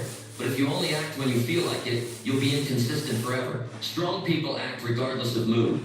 They act because they've decided. They act because they know nothing gets done through wishful thinking. And you've got to reach that place too. You've got to teach yourself that acting now is the rule, not the exception. Not a special day. Not when conditions are right. Right now. Whatever you need to do it today. If it takes 5 minutes, don't stretch it into 5 days. If it's uncomfortable, don't wait until it becomes easy. It won't. Most people give their time away to hesitation. They think about starting the gym, but wait until Monday. They think about fixing their finances, but wait until the next paycheck. They think about building their dream, but wait for support or certainty. And slowly time passes, life passes. Then one day, they look back and wonder why nothing changed. It's because they waited. And waiting is a habit that kills consistency. You've got to rewire that habit. Replace it with something sharper. When a task comes to mind, do it. When something needs to be handled, handle it. Don't negotiate with yourself, because the more you delay, the heavier it feels. And the heavier it feels, the more likely you are to quit. The longer you stare at the mountain, the bigger it looks. So stop staring and start climbing. This is a skill you build over time. You don't have to fix everything today, but you can take one small action today, and that's how it begins. That's how consistent people stay consistent. Not because they have superpowers, but because they've trained themselves to take action first, not second. They don't get caught in the trap of over-preparing. They move, they figure it out on the way, and because they move, they grow. Now here's something most people don't want to hear, but I'm going to say it straight. Thinking too much is a form of fear. It's fear dressed up as logic. It sounds smart, it sounds safe, but it's fear. It's fear of failure, fear of looking foolish, fear of the unknown. And if you don't push through it, that fear will own you. You've got to make peace with imperfect starts. Not every action will be smooth. Not every move will work out perfectly. But what's the alternative? Waiting forever? That's not how progress happens. You've got to get used to being uncomfortable and still acting. You've got to get used to not knowing everything and still moving forward. And once you do that, you'll feel it. You'll feel a different kind of power in your life. You'll start trusting yourself more. You'll feel proud. Not because everything went right, but because you stopped standing still. Because you chose progress over perfection. And that's what keeps people consistent. Not results. Not praise. Not external rewards. Just knowing they did what they said they would do. You need to build that kind of self-respect. You need to be able to look in the mirror and say, I do what I say. I don't overthink. I act. That's where your confidence comes from. Confidence isn't something you're born with. It's something you earn by keeping your word to yourself again and again. Now ask yourself this. How many things are you sitting on right now? Projects, goals, ideas, changes you know you need to make. What's holding them up? Is it really time? Is it really resources? Or is it just hesitation disguised as planning? Be honest with yourself. If something matters to you, prove it with action. Not words, not promises. Action. Do it today. Start now. Even if it's uncomfortable. Even if it's small. Even if nobody sees it. That one decision to act now is what puts you in control. It's what separates those who talk about changing from those who actually do. And the more you do it, the easier it becomes. Every day you act fast. Your brain rewires. Your self-image changes. You stop being the person who delays. You become the person who moves. And that shift changes everything. So don't wait for the right moment. Don't wait for motivation to hit. The right moment is the one you create. And motivation, it shows up when you do. You start. Then motivation follows. Not the other way around. Consistency is built in those tiny decisions, not once a month, not once a week, but every day, every moment. Every time you choose action over thought, you take back your power. So right now, today, ask yourself, what have I been delaying? And then go do it. Not later, not after this video. Right now. That's how you build a consistent life. That's how you win. Not through talk, not through plans, through action. Immediate action. The kind that rewires your brain and reshapes your life. And if you can learn to act now without waiting, without overthinking, without second guessing, you'll be ahead of 99% of people. Because most people wait, but you won't. You'll act, and that's the secret. That's where consistency begins. That's where your life starts to change. Number 2, shut off everything that makes you avoid your work. Most people don't stay consistent because they're constantly distracted. They start something, then shift to something else.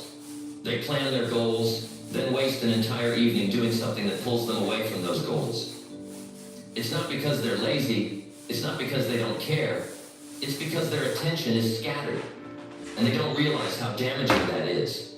If you're serious about staying consistent, then you have to shut off everything that makes you avoid your work. Let's start with the truth. Most distractions aren't accidents. You're not just checking your phone or watching one video because it happens randomly. You're using those things as a way to avoid something. You're using distraction as an escape. And the more you run to those little escapes, the further you get from building a strong life. Your brain learns patterns. When you keep pausing your work to scroll or talk or multitask, you're training your mind to avoid focus. You're telling yourself without even realizing it that real effort can wait. That discipline doesn't need your attention right now. And every time you do that, it gets harder to stay consistent. Because your energy is being pulled in too many directions. Consistency needs full attention, not half, not a few hours a week. It needs your focus every day. Not because you have to be perfect, but because consistency only builds when you stay on the track long enough to see the results. And you can't stay on track if you keep jumping off for distractions that give you nothing. Now think about your life. Look at your day honestly. How many times do you open your phone without purpose? How many times do you sit down to work and then grab the remote? or scroll through apps, or text someone back just because it buzzed. It seems harmless in the moment, but it adds up, and worse, it breaks your rhythm. Once your focus is gone, it takes time to bring it back.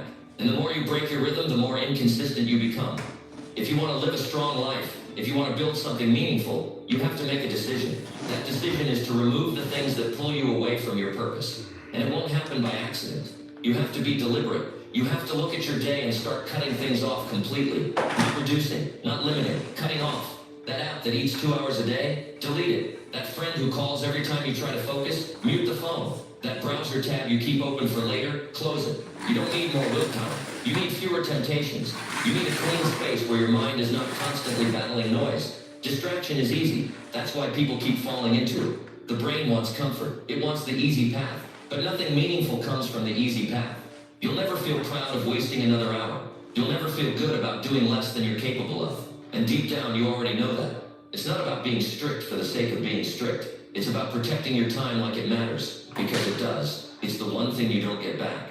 And if you don't guard it, others will waste it for you. Your phone, your entertainment, your environment. They're all designed to pull you in. You've got to take that power back. Cutting out distractions doesn't mean living like a monk. It means being aware. It means noticing when your mind is drifting and pulling it back. It means being honest when you're avoiding your work and facing it head on. Because that's where strength is built. Not in doing what's easy, but in showing up for what matters. If you're tired of falling behind, if you're tired of being stuck, if you're tired of knowing what to do but not doing it, then the first step is simple. Remove what's pulling you away. Create a space where your goals are louder than your distractions.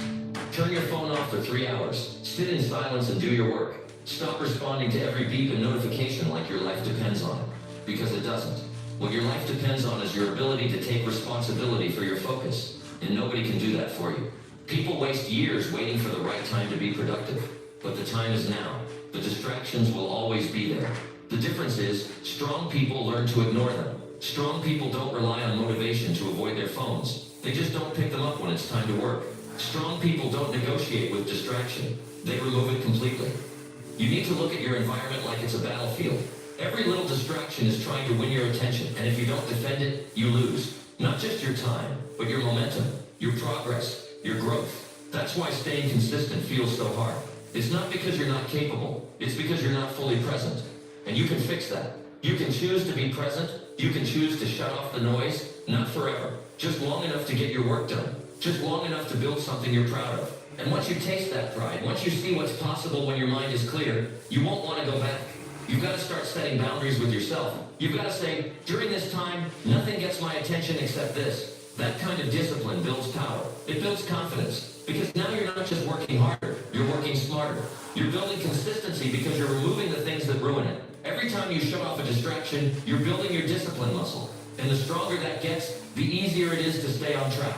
It's not magic, it's not luck, it's not talent. It's just daily decisions that you repeat over and over until they become who you are. You have to look at yourself honestly and say, I've wasted enough time avoiding what matters. That's the moment everything shifts. That's when consistency becomes part of you. Not because it's easy, but because you've created an environment where it's possible. You will always be tempted to avoid your work, but you don't have to say yes. You don't have to follow every impulse. You can choose to focus. You can choose to grow. You can choose to become the kind of person who follows through no matter what's happening around them. So the next time you feel that pull to avoid, stop, pause, ask yourself, is this helping me or hurting me? Then make the choice that gets you closer to who you want to be. That one choice, repeated day after day, becomes consistency. And that's how you change your life. Number 3, force yourself to start before your brain resists. Most people wait too long to begin. They sit, they think, they hesitate. And by the time they finally decide to act, their brain has already convinced them to stop. That resistance, it shows up fast. You feel it the moment you consider doing something uncomfortable. That voice in your head tells you it's not the right time, that you need to rest, that you'll do it later. And the more you listen to it, the more control it takes. That's why you need to force yourself to start before that voice even gets a chance to speak. The delay between the moment you think about taking action and the moment you actually move is everything. If you wait too long, the hesitation grows stronger. Your energy starts to shift. What started as a plan turns into doubt. What felt important starts feeling like a burden. You must learn to act before that shift happens. The longer you wait, the more reasons your brain creates to stop you. It becomes a wall that grows taller with every second you sit there doing nothing. You don't need to feel ready. You don't need the perfect mood. You don't need extra time. What you need is a habit of acting right away. You hear the idea, you feel the spark, and you move. You don't give it time to fade. That's the real test of strength. Acting when everything in you says to wait. Starting before your mind gets a chance to slow you down. The people who build things, the ones who move forward in life, they don't act because they always feel like it. They act because they've trained themselves to move quickly. They've stopped waiting for motivation. They've replaced delay with action. That habit is what keeps them consistent. It's not about being fearless. It's about moving through the resistance before it grows strong. The moment you wake up and think about your goal, that's the time to begin. Not an hour later, not when the day feels easier, right then. Because the first few minutes after a decision are when momentum is built. You either take control or your brain will take it from you. The brain isn't trying to hurt you, but it's designed to keep you comfortable. It wants safety, it wants routine, and anything that feels new or hard, it tries to block. It tells you you're tired. It tells you it can wait. It tells you to stay still. You have to stop listening to that. You have to get up while that voice is still forming. You have to start moving before the excuse has a chance to settle in. And once you move, something changes. You shift into a different state. Your body wakes up. Your mind clears. And suddenly, the thing you were resisting doesn't feel as hard anymore. Because the hardest part of anything is starting. If you keep giving yourself time to delay, delay will become your identity. You'll become the person who always plans, but rarely acts. And that becomes a habit that's very hard to break. So don't wait, don't think, just begin. Force your body to stand up, force your mind to focus, because in that one act of movement, you're rewriting who you are. Action builds identity. If you keep acting fast, you start to see yourself differently. You stop seeing yourself as someone who procrastinates. You become someone who takes control. And that shift matters, because identity is everything. The more you prove to yourself that you can act immediately, you've got to break the pattern of sitting with hesitation. You've got to stop letting your brain talk you out of the things you already decided were important. This is not about being impulsive. It's about being intentional. You already know what needs to be done. You're not confused. You're just letting resistance win. And the only way to defeat it is to move before it fully arrives, even if you don't feel confident. Even if the task seems big, even if you're unsure how it will go, start anyway. Start small, start sloppy, but start, because once you're in motion, everything becomes clear. You begin to find your rhythm, you begin to feel capable, and what feels overwhelming becomes manageable. This is how consistent people win. They beat resistance with action. They don't allow hesitation to take up space. They don't wait for clarity. They act, and then they adjust.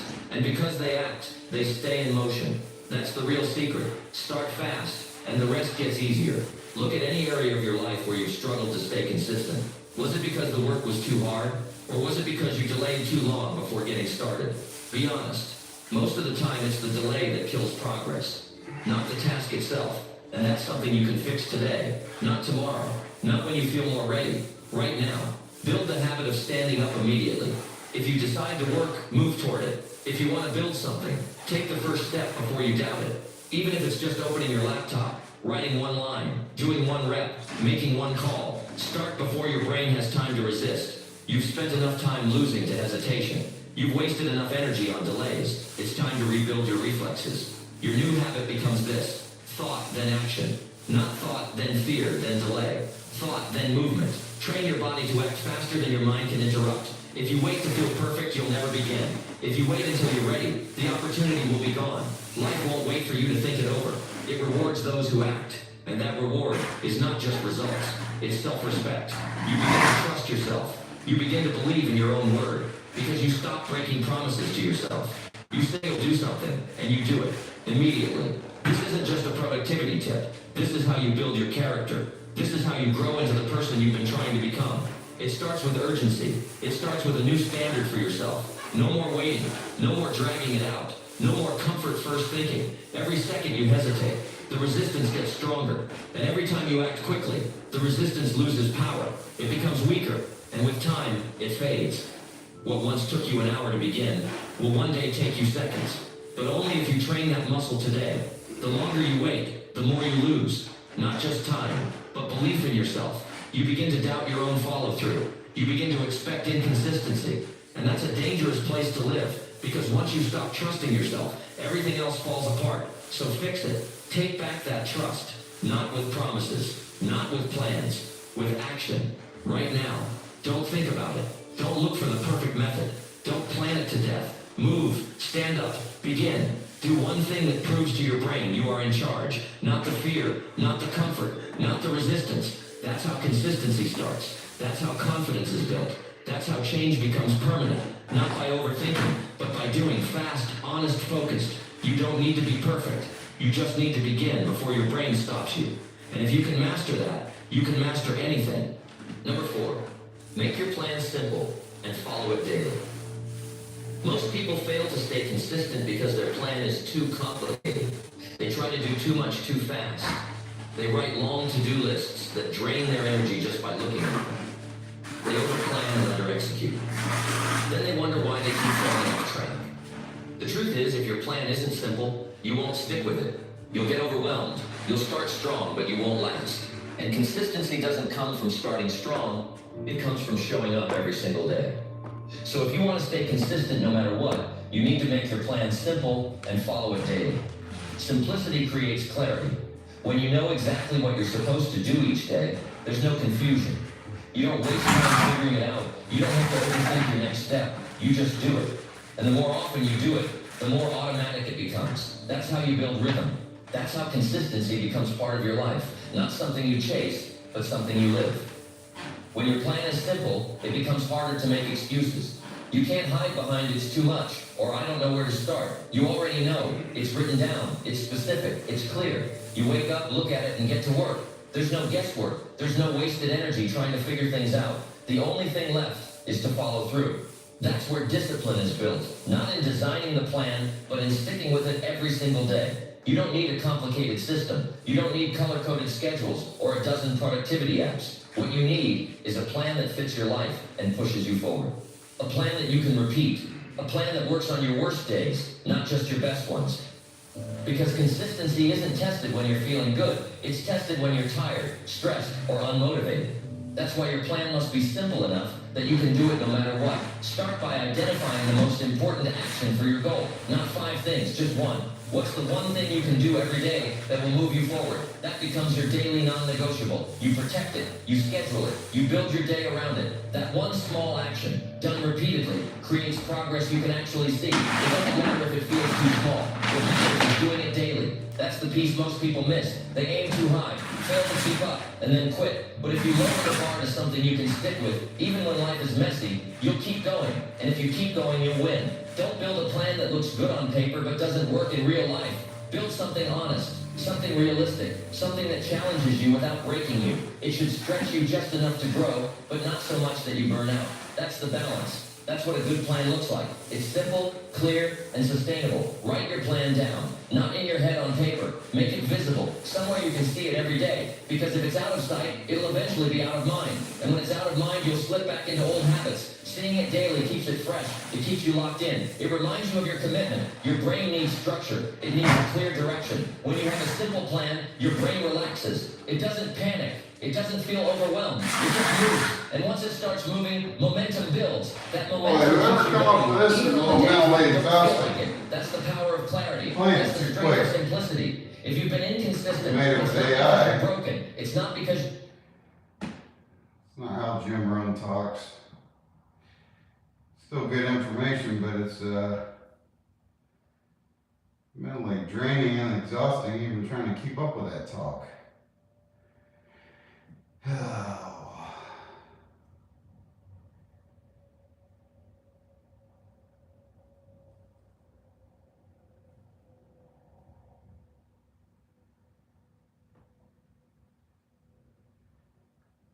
has a microchip, so it smells first day fresh for 50 days. Does mine have a microchip?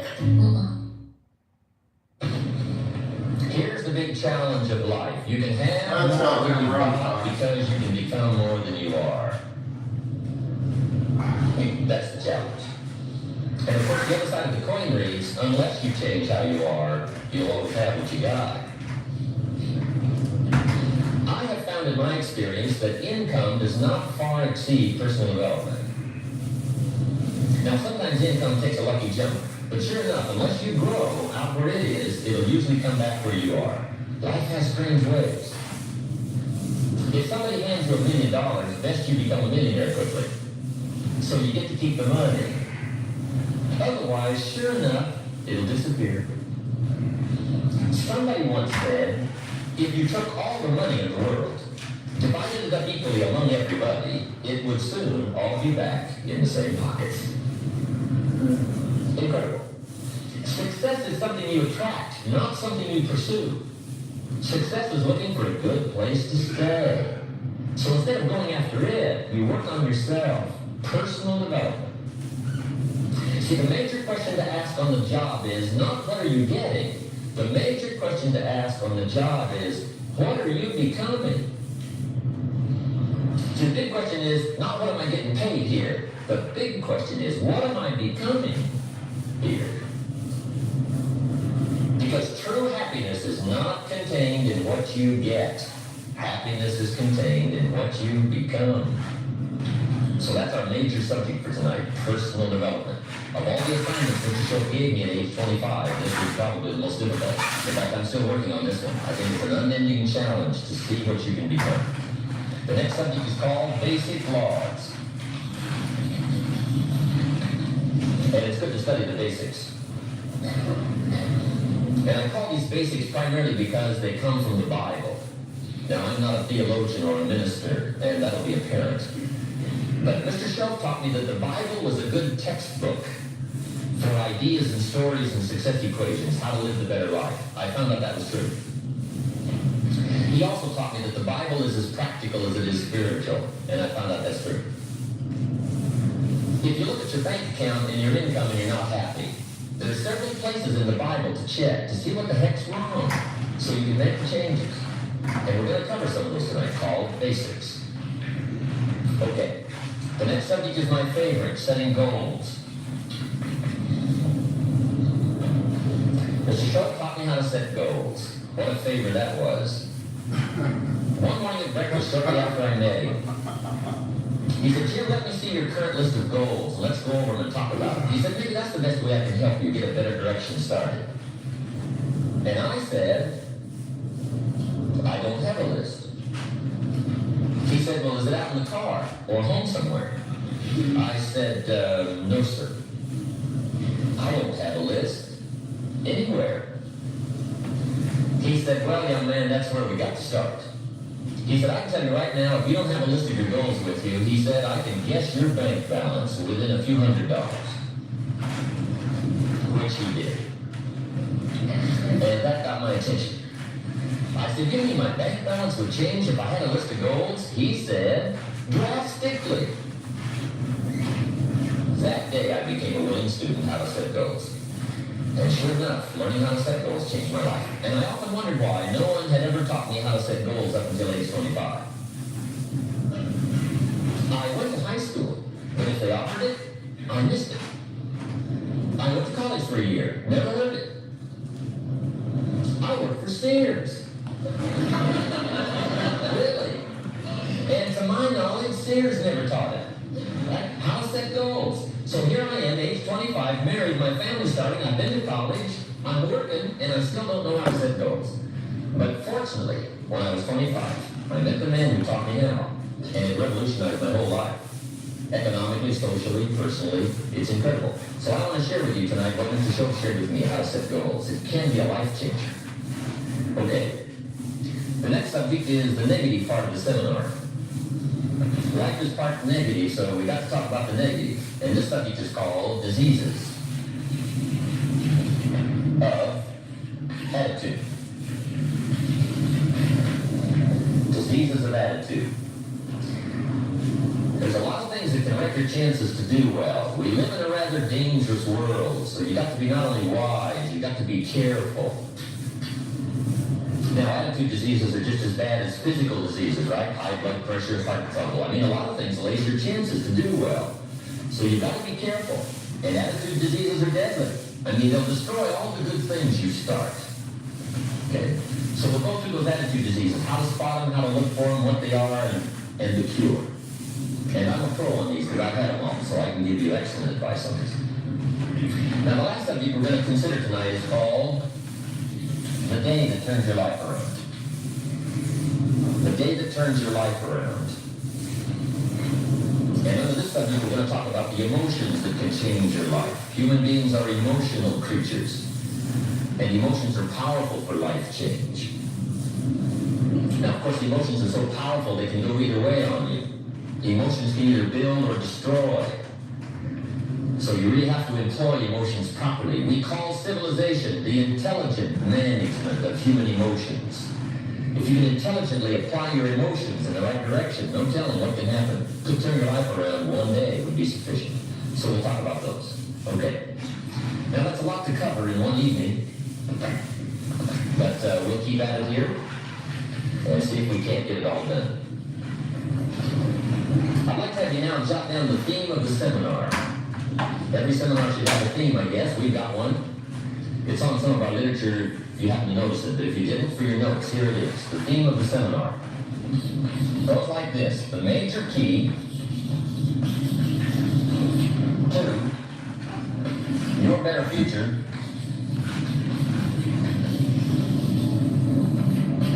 is you. That's the theme of our seminar tonight. The major key to your better future is you. And I'd like to have you underline two words just to give it some added punch. Underline the word major and the word you. So that it reads, the major key to your better future is you. Now my first suggestion is, transfer this to a card or something where you can put it up where you can see it every day. Preferably put it up where you can see it at the beginning of the day. Before you go off to put the day together, this is a good phrase just to glance at, to keep in mind as you're putting the day together. It's called the silent seminar. If you'll just let this talk to you during the day, I found it to be tremendously helpful. The major key to your better future is you. For a big share of my life now, I didn't have this one quite figured out. Among a lot of things I didn't have quite figured out. Many things used to puzzle me back in those early days. I used to wonder why two people could work for the same company, one make twice as much money. Now, see, that used to puzzle me. And maybe they were the same age, graduated from the same school, live in the same community, work for the same company, with the same products and the same services. They've got the same traffic, the same problems, and one makes $1,000 a month, the other one makes $2,000 a month. Now that was my puzzling question. Why would this long list be the same and the money twice as much? I asked, what's the difference between $1,000 a month and $2,000 a month? And I don't mean $1,000 a month, right? I can figure that out. But what makes the difference? Why would one person do twice as well, 3 times as well? Speaking economically, now I know there's more than one way to do well. I understand that. But in this little narrow area called compensation, what's the difference? Well, back then, with my faulty thinking, I'm trying to reason it out. I thought, well, maybe time makes some of the difference, right? Some people do better because they have more time. I used to say, Harold ought to be able to do well. He's got a lot of time. If I had all of Harold's time, I could do well. Now, that's got to be done, right? Number one, you can't get somebody else's time. A guy says to me one time, he says, you know, if I had some extra time, I could make some extra money. I said, then forget it. There isn't any extra time.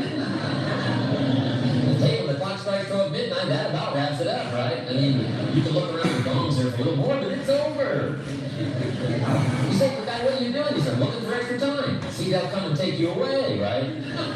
There isn't any more time. Now, if you can't get more time, which you can't, what could you get more of that would make a difference in economic results? And here's the key word. Make it a part of your notes. We're going to consider it tonight. The word is value. And I have a little phrase for your notes. Value makes the difference in results. Value makes the difference. You can't get more time, but you can create more value. Now, here's the first lesson of economics. Everybody should learn it from the time they're old enough to understand what a dollar means. How to earn one, how to get one, how to keep one, what to do with it. First lesson of economics. We prime primarily get paid for value. That's lesson one. Bringing value to the marketplace, that's how you get paid. You don't get paid for the time. I know it takes time to bring value to the marketplace, but you get paid for the value, not the time. Now, since that's true, here's one of the key questions of the evening. Is it possible to become twice as valuable at the marketplace and make twice as much money in the same time? Could you become 3 times as valuable? Make 3 times as much money in the same time? Is that possible? The answer is yes, if. And it's always if, right? Life is known as the big if.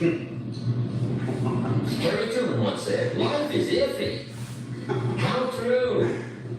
And here's the big if we're going to consider tonight. It's possible to do much better in the marketplace if you go to work primarily on yourself. And that's the theme of our seminar tonight. Learning to work primarily on yourself. People have asked me for the last 24 years, how do you develop an above average income? And the answer is, become an above average person. Develop an above average handshake. Some people want to be successful, they don't even work on their handshake. As easy as that would be to start on. They let it slide, they don't understand it. Develop an above average smile.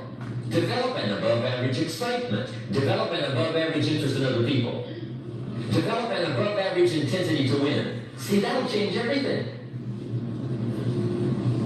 Probably one of the most frustrating experiences in life is looking for an above average job with above average pay without becoming an above average person. It's called frustration.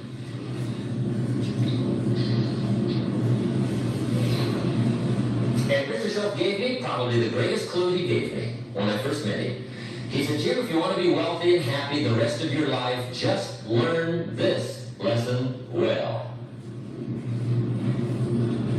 He said, learn to work harder on yourself than you do on your job.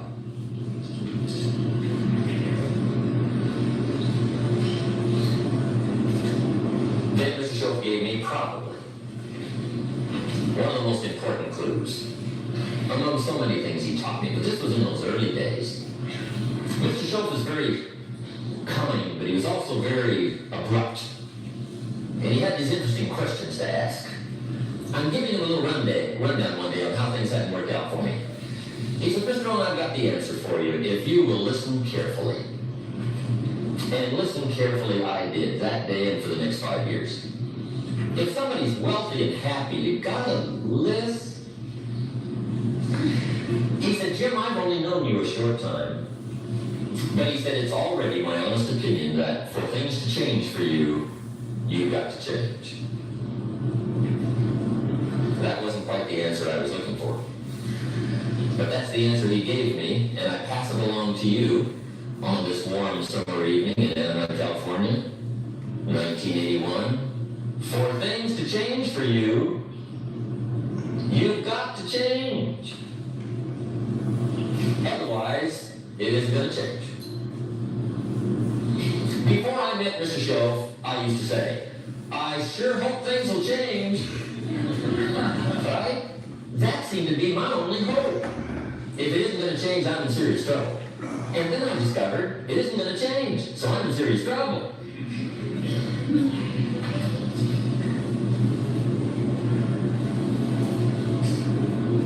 See, I can tell you what the 80s are going to be like. You have dropped into the right place.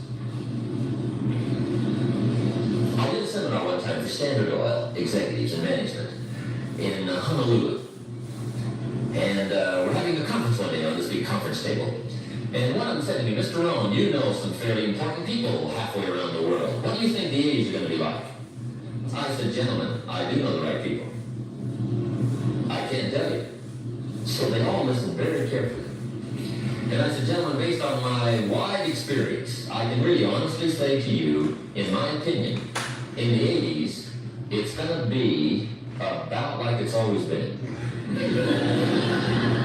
Aren't you glad you came? That's inside. I don't pass that around just everywhere. Now, of course, I said that to make a point, but I also said it because it's accurate. It's going to be about like it's always been. It isn't going to change. The tide comes in and then what? It goes out.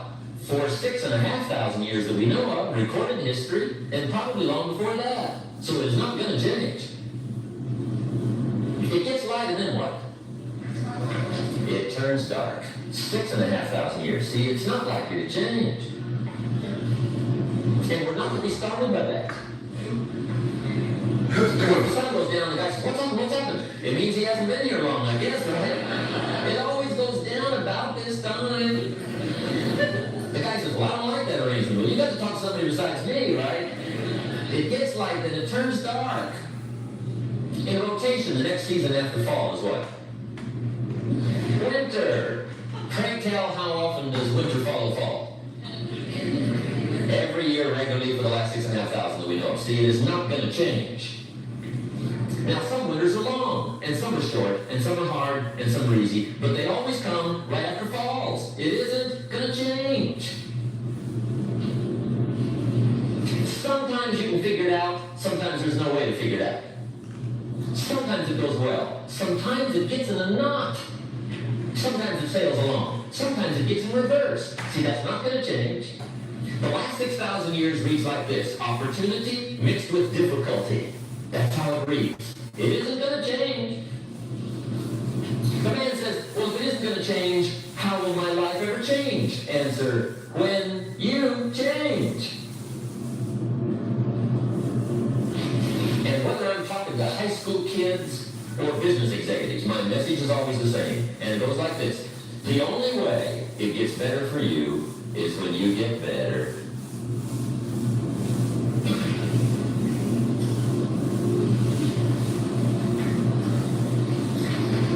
Let me give you the 4 major lessons in life to learn. Here's 4 majors. It's good to study the majors. In our weekend seminar we teach, some people don't do well because they major in minor things. You've got to be on the lookout. At the end of every week, of every month, you got to check, make sure you're not spending major time on minor things. Okay, you go through that whole series. Majors and minors. Now, let me give you 2 phrases before we get to the 4 majors. This will set it up and you'll see where I'm going. 2 key phrases for your notes. Here's the first one. Life and business is like the changing seasons. That's the first phrase. Life and business is like the changing seasons. One of the best ways to describe life, it's like the seasons.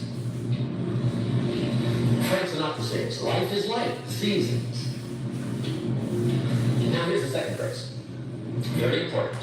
You cannot change the seasons, but you can change yourself. You can't change the seasons, but you can change yourself. And see, that's how life gets better for you. Not by chance, but by change. Now, here's the 4 major lessons in life to learn. I got my first book finished. It came out a couple of weeks ago. This is it. The 4 major lessons in life to learn. Here they are. Number 1, learn how to handle the winters. That's lesson 1. They come right after falls, with regularity. Some are long, and some are short, and some are hard, and some are easy, but they keep coming. You must learn to handle the nights. They come right after days. You must learn to handle difficulty. It comes right after opportunity. You must learn to handle recessions. They always follow progressions. For the last 6,000. See, it isn't going to change. The lesson you must learn is how to handle it. And there's all kinds of winters, right? The winter when you can't figure it out. The winter when it all goes smash. The winter when it turns belly up. The winter when it won't work, when you've run out of money and you've got a broken heart. See, those are winter times. There's all kinds. Economic winters. social winters, personal winters, when your heart is smashed in 1,000 pieces, and the nights are unusually long. Your prayers seem to go no higher than your head. It's wintertime. Barbara Streisand sings, "It used to be so natural to talk about forever, but used to be's don't count anymore. They just lay on the floor until we sweep them away. You don't sing me love songs, and you don't say you need me, and you don't bring me flowers anymore." A song of winter. But see, the disappointments come. Those are normal. That's part of life. But the question is, how do you handle it? How do you handle the coming winters and the disappointments and the downtimes? Well, you can't get rid of January by turning off the calendar. But here's what you can do. You can get stronger, you can get wiser, and you can get better. The winters won't change, but you can. And that's how life changes for you. See, before I understood when it was winter, I used to wish it was summer. I didn't understand. When it was hard, I used to wish it was easy. I didn't know. And then Mr. Schultz gave me a part of his very unique philosophy when he said, "Don't wish it was easier, wish you were better." See, that triggered my whole life change. Don't wish for less problems, wish for more skills. Don't wish for less challenge, wish for more wisdom. That's the key. So that's lesson 1, learn how to handle the winters. Here's lesson 2, learn how to take advantage of the spring. That's the second one. Spring is called opportunity. And spring follows winter. What a great place for it. If you were going to put it somewhere, that'd be the place to put it, right after winter. And pray tell, how often does spring follow winter? Every year with regularity, 6,000. You can almost count on it. See, opportunity always comes.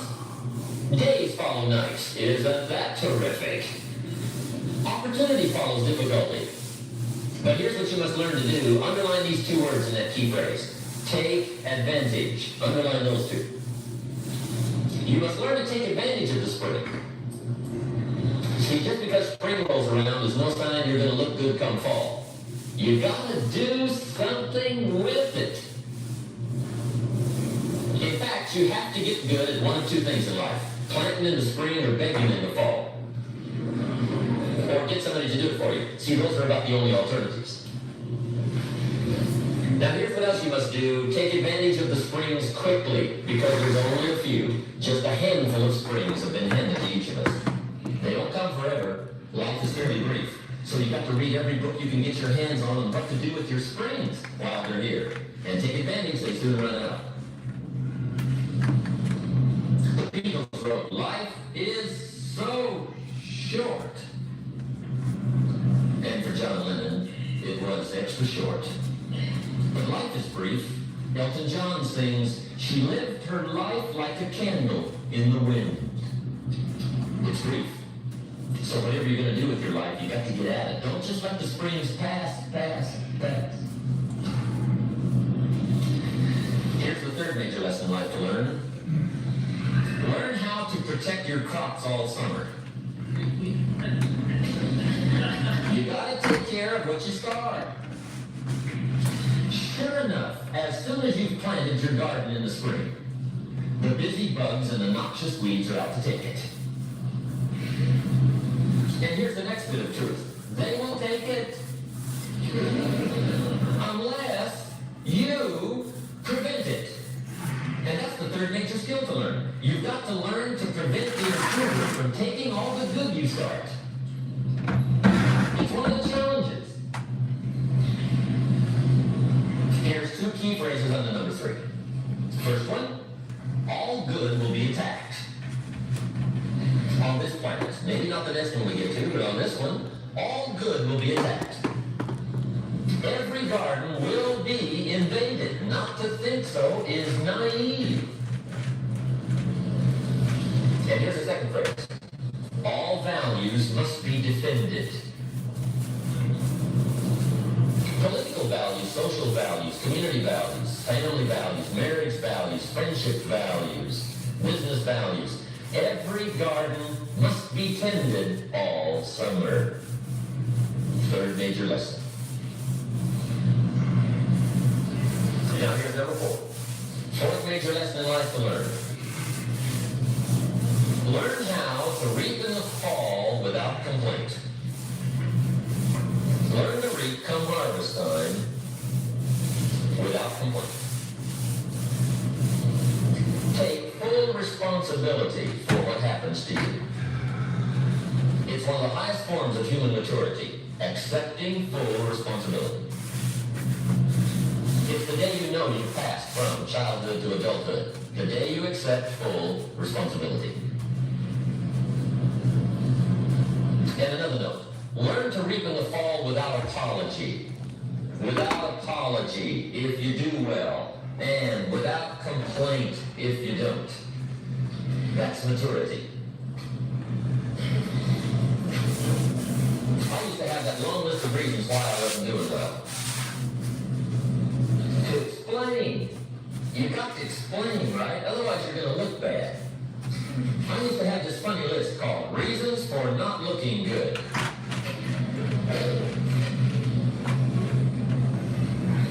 I used to blame the government. I mean, you can believe that or not. It was at the top of my list. I had a lecture second to none. The government. That was on the list. I used to blame taxes. Well, look what you got left after they take everything. And they expect you to do well. That was on the list. Prices, that one's easy, right? You walk into the supermarket with $20, come out with a little half bag. So I had that on the list. I used to blame the weather. I blamed the traffic. I used to blame my car. I blamed the manufacturers. I used to blame the company. I blamed company policy. I used to blame the training program. I blame my negative brothers. They were always putting me down. I blame my cynical neighbors. They're just selfish, looking out for themselves. Won't loan me money? They were on my list.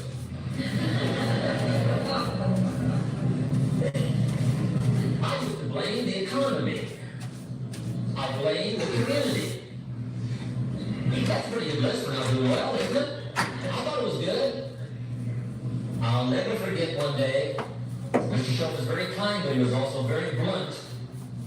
And this was no exception. And I'm glad he was blunt. There's a lot of things I'd have missed if he hadn't been blunt. One day with sort of a curious look on his face, he said, Jim, just out of curiosity, tell me, how come you haven't done well up until now?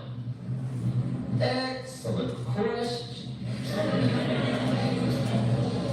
I thought, well, so I won't look too bad. I'll go through my list. And this list I just gave you, I put that on him.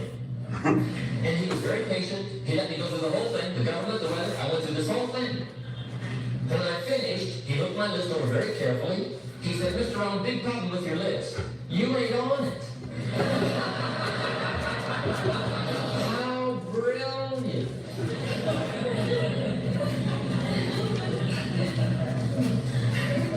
When I went to work for him a few months later, I learned very quickly to tear up my list, reasons for not doing well, and I threw it away. And I got me a fresh piece of paper. And I put one word on it. Me. There's a Black Heritage spiritual that says it's not my mother nor my father, nor my brother nor my sister, but it's me, oh Lord, standing in the need of prayer. See, I used to blame everything outside. And then let me give you a little philosophy that helped turn my life around. For your notes, here it is. It's not what happens that determines the quality or the quantity of your life. It's not what happens. And the reason is because what happens to about everybody. No different. The sun went down on all of us last night. A common event, a happening. And I found out that the same two things can happen to two different people. One gets rich and one stays poor. Why is that? It's because it's not what happens, but rather, it's what you do that changes everything. So that's the key phrase. It's not what happens, it's what you do. What happens is about the same. You might put that in parentheses here. Same. What people do, that's what's different. Anything can happen, right? Everything can happen. I've heard all the stories. I've been one of the stories. Hey, we can all tell stories all night long, right? Happenings. Anything can happen. Have you heard of Murphy's Laws? Anybody here heard of Murphy's Laws? Okay, most of you have. Murph had these laws. One of them was, if anything can go wrong, it will. That's one of Murphy's laws. He was not one of the great positive speakers of the day. But anyway, it's still true though, right? Anything can go wrong, everything can go wrong. For sure. I've fallen out of the sky so many times. Once to the tune of a couple of million. Devastating. Took me a while to survive that one. Now, it wasn't all that much, but it was all I had. I mean, that's when it's much, right? When it's all you got. If you got 3 to go, you got 1 left, you ain't looking that bad. But when it all goes, has anybody been there when it all went? Anybody? Come on, the rest of you liars. Hey, we've all been there, right? When it all went. It used to be a long time ago, right? When you ran out of money, got to 0, you were all through. Heck, now you can whistle right on by 0, right? They will bury you. That's what they will do.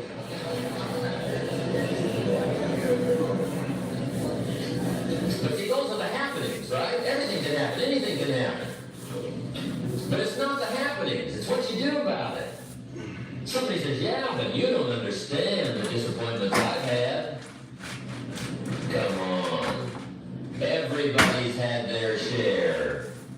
Disappointments are not special gifts reserved for the poor. Everybody has them. The difference is what you do about it. It's not the weather. I used to blame the weather, and I discovered it rains on the rich. So see, that won't help. 2 men wake up one morning, there's a rainstorm on. One of them looks out his window, sees the rainstorm, and he says, wow, what a storm. With weather like this, they can't expect you to want to make sales. He stays home. Same morning, the other guy looks out his window, sees the same storm, says, wow, what a storm. But he says, you know what, with weather like this, what a great day to go out and make sales. Most everybody will probably be home. Especially the salesman.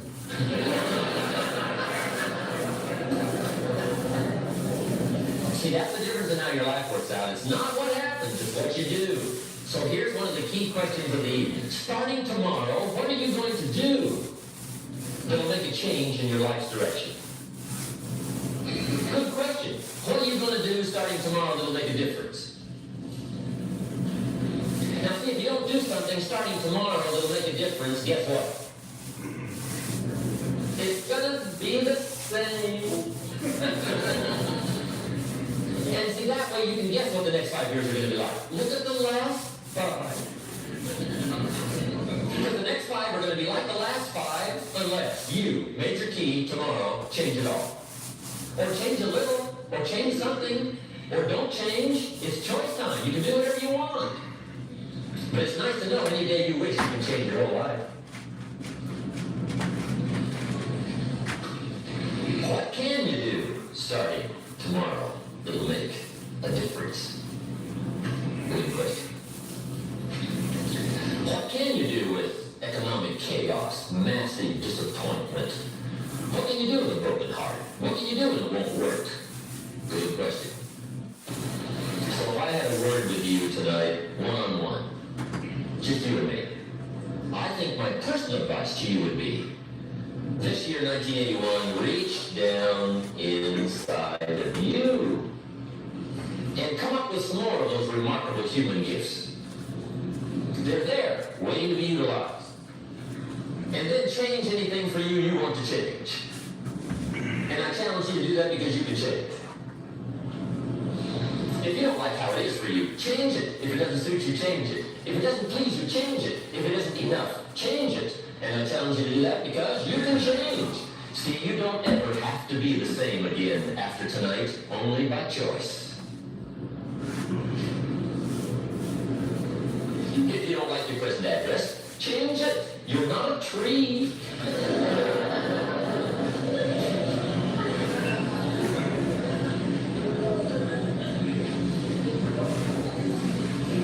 Now, let me give you 3 steps to personal development. Let's get down to the nitty-gritty. What does it take to really make a change starting tomorrow? It takes more than philosophical pronouncement. I know that. It also takes more than enthusiasm. I know we're hearing a lot about enthusiasm these days, but see, that just won't do the job. We're still hearing the old cliches of the 30s, right? To be enthusiastic, you must act enthusiastic. See, that's not going to help. After you have leaped about, there are some things you've got to do, or it isn't going to change. See, you can get all excited about lifting 200 pounds till you get to the gym. And then you need a new excitement. And the new excitement is called discipline. Major step to human progress. Discipline. If there's one thing to get excited over, that's it. Get excited over your ability to make yourself do the necessary things. What could you make yourself do starting tomorrow that would change it all? No! Tell! Now, see, that's exciting. On any given day, you can massively change the direction of your life. Murder is a clear example that any one person on any given day can forever alter the course of their life. It just happens to be a negative act. But just as sure as you can commit a negative act, you can also commit a positive act. And forever Say. your life. Whenever you wish. Now that's exciting. Oh, don't call 911. They say use ice. Your life. Gum in your hair. How's that even happen? Can't take it out. They say put gum on it and it'll help freeze it. I don't know. YouTube it. What to do about hair stuck in your gum stuck in your hair. Sorry to hear that. That'll change your day up real quick. Other than that, how's your weekend? Oh, sorry to hear it didn't work. I've never had long enough hair to worry about it.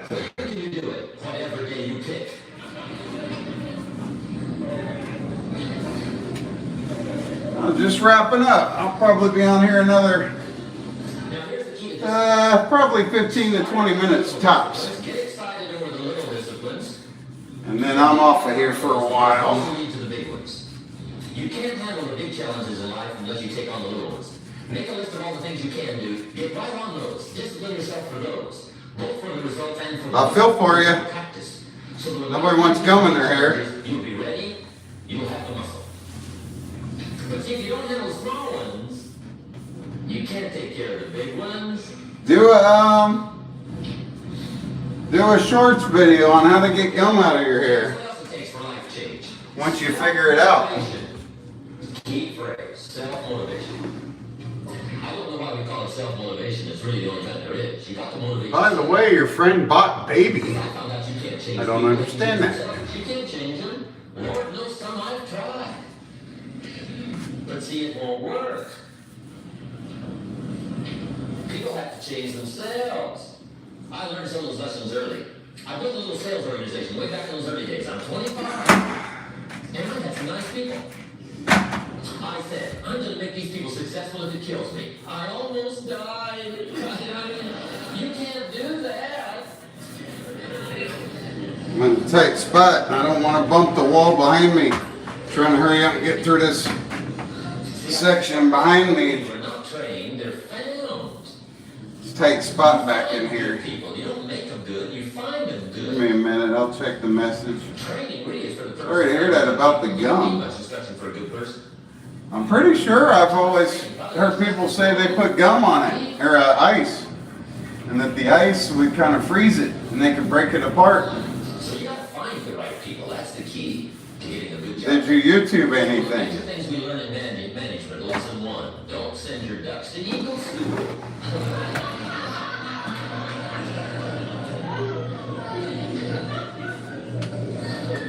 Because it won't help. I mean, I'm telling you, it won't help. No matter how good your school is. And a little eagle badge, and a little eagle hat. I'm telling you, it won't help. It won't help. Thanks for stopping in, Say. School's done any good, right? How's your subscribers coming along? You got any more yet, or you need me to try to get you a few more? Let me know. I'll be freed up here in a little bit. I can work on that and try to get you a few more. Your life.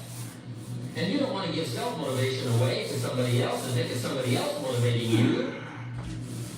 The guy says, boy, if somebody just come by and turn me on. What if they don't show up? See, you've got to have a better plan for your life. Okay. Now, if you're excited and you're ready to change, let me give you 3 steps to start life change that can change your life, your personality, your lifestyle, everything can change. Here's the steps. Number 1, find out how things work. The first key to doing better is find out. To change your life really, you need ideas. There isn't anything an idea can't change. And Schultz taught me the major problem is lack of an idea, not a problem. At first I didn't have any money. I said to Mr. Schultz, I don't have any money. He said, that's not a problem. Now see, up until then, I always thought it was. I was confused. He said, no, the problem is lack of an idea on how to create money and wealth. It isn't lack of money, it's lack of ideas. So if you get the ideas, so you can change anything. Now to get ideas, you need a constant study of finding out. Now Schultz also said, when you find out something that works, put the information in your journal. Don't use your head for a filing cabinet. Put it in your journal so that you can do the next best thing. Repetition, repetition, repetition. Go over it. And if you repeat it, go over it, sure enough, someday, some mysterious day, the idea takes root, starts to grow, and shows up in your bank account, and your dress, and your personality, and your lifestyle. But capture the ideas in your journal. Find out how things work. Show me this word for my life change. He said, study. Great word. If you wish to be successful, study success. If you wish to be happy, study happiness. If you wish to be wealthy, study wealth. Don't leave it to chance. Make it a study. Some people just go through the day with their fingers crossed. About done. See, that won't do it. I'll need to do one more coat. The things that can change your economic, social, spiritual, For sure. personal life. Might as well. Make it look good. Now here's the qualifying phrase. One more I have coat. several of these qualifying phrases throughout the seminar. Here's the first one. You may not be able to do all you find out. I have said that. You may not be able to do all you find out, but you should find out all you can do. See, you don't want to wind up at the end of your life and discover that you lived only 1/10 of it. And the other 9/10 went down the drain. Not for lack of opportunity, for lack of information. So that's number 1, find out how things work. Now here's the next human virtue for finding out. Curiosity. Make a note of that. Curiosity. Be curious. You might add a word to it that'll help. Childish. No, I'm curious. I've said that quite a bit, Jim Rohn. What will kids do? They want to know something bad enough. Bug you, that's the phrase. They can ask 1,000 questions. You make them feel like 1,000. They'll drive you to the brink. It's a virtue. When you gotta know, be like a child. In fact, Jesus, the master teacher, said, unless you can become like little children, you might as well forget it. You don't have a prayer. Excellent advice. You gotta be like children. 4 ways, in my opinion, to be like a child. Number 1 is curiosity. Number 2 is excitement. Get excited like a child over your ability to make yourself do anything for change. Third is faith. Have faith like a child. Adults are too skeptical. And fourth is trust. Trust is a childish virtue, but the rewards are great. So be like a child. Now, if you're curious, let me give you 3 ways to find out how to change anything. Any life direction, any dimension. Here's 3 ways to find out how to change anything.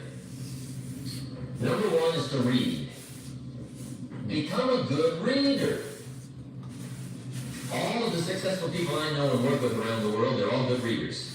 Curiosity drives them to read. They gotta know. They just read.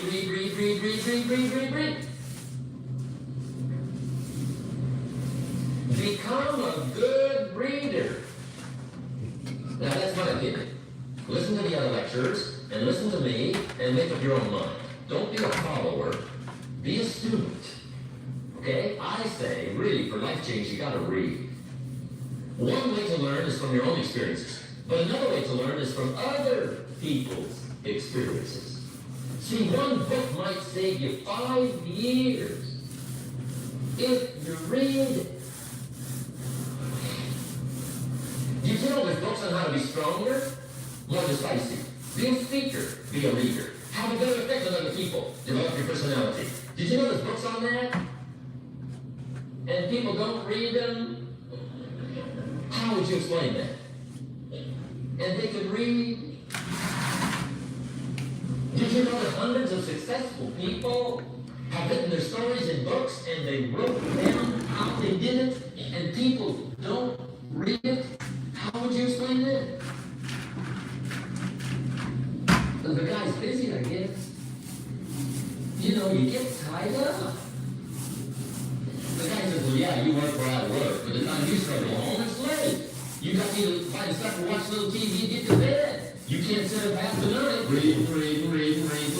And the guy's behind on his car payment. Good worker, hard worker, sincere. But you have to be better than sincere and work hard. Otherwise, at the end of your life, you'll wind up cold, stony broke. You've got to be better than a good worker. You've got to be a good reader. The whole world is governed by laws. The universe, in fact. Laws. We call it the law of electricity. We call it the law of gravity. There's mathematical laws. There's physical laws. Speed and velocity laws. Agricultural laws. There's all kinds of laws. Now that we find ourselves on the spinning planet, you just have to learn what I call the setup. Learn the setup. Life's All right. setup. Now we didn't set it up. We're here, so you got to learn it. And we should learn the setup for 2 basic reasons. Number 1, to keep from getting hurt. That's one of the major reasons for learning, so you won't get hurt. See, economically, socially, personally, you can get hurt just not knowing. Ignorance is not bliss. Ignorance is poverty. Ignorance is tragedy. You gotta know, or you're gonna get hurt. It's good to know not to walk out the 10th-story window. That's excellent information. Now, what if a guy didn't know and he walks out? Now he's dead at the bottom. Somebody says, well, the poor guy didn't know. You gotta know, or you're gonna get hurt. Okay. Now, here's the parenthesis. You don't have to like the setup. I don't ask you to like how it is. That's not what's important. But it is important to learn how it is. Okay, so you don't have to like it, but you should learn it. That's what I tell the kids, right? Make sure you get the information. What you think about it, that's up to you. What you're going to do with it, that'll soon be up to you. But make sure you get it. See, there's nothing worse than being stupid. Nothing. I mean, being broke is bad. But being stupid is awful. And what's really bad is being broke and stupid, right? That's about the end of the world. I mean, there isn't anything much worse than that. Unless you're sick. stupid. I mean, that is it, right? There's nowhere else to go. So make sure you get the information. It's key. You don't have to like it, but learn it. If this big monster thing lifts up in the sky, hangs there for a little while, cuts loose, comes crashing down, boom, shakes the ground for 5 months. And then this big monster thing lifts back up in the sky, hangs there for a little while, cuts loose again, comes crashing down, boom, shakes the ground for 5 months. It just keeps doing it, this big monster thing, lifting up and then crashing down, boom. Now, you might come along one day and say, that's got to be a stupid arrangement, which is okay. You're entitled to your opinion. But the first thing you should learn to do is get out from under it. Right? That's number one. You might have a great moral argument. You might want to shake your finger at the sky, but do it from over there, right? So you don't get smashed. It's called your basic smart. So number one, learn so you won't get hurt. Whether you like it or not, learn. Now here's the second reason for learning. The setup. To benefit. It's called the plus of life. And that's what life is, right? Both minus and plus. The minus is tragedy, heartache, misery, failure, unhappiness. But life is also happiness, prosperity, good feelings. So here's the key. Learn to get on the good side of the way things work.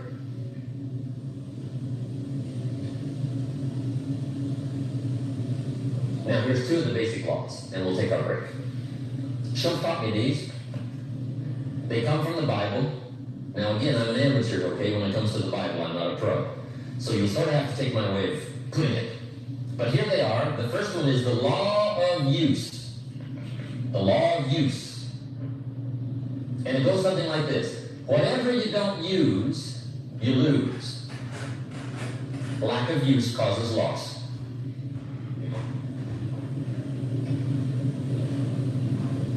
On this planet, maybe not the next one, but on this one. If you tie your arm to your body, leave it there long enough, you'll never use it again. It's over. For the arm. Now, it may not be over, but it's over for the arm. The only way to keep the use of this arm is what?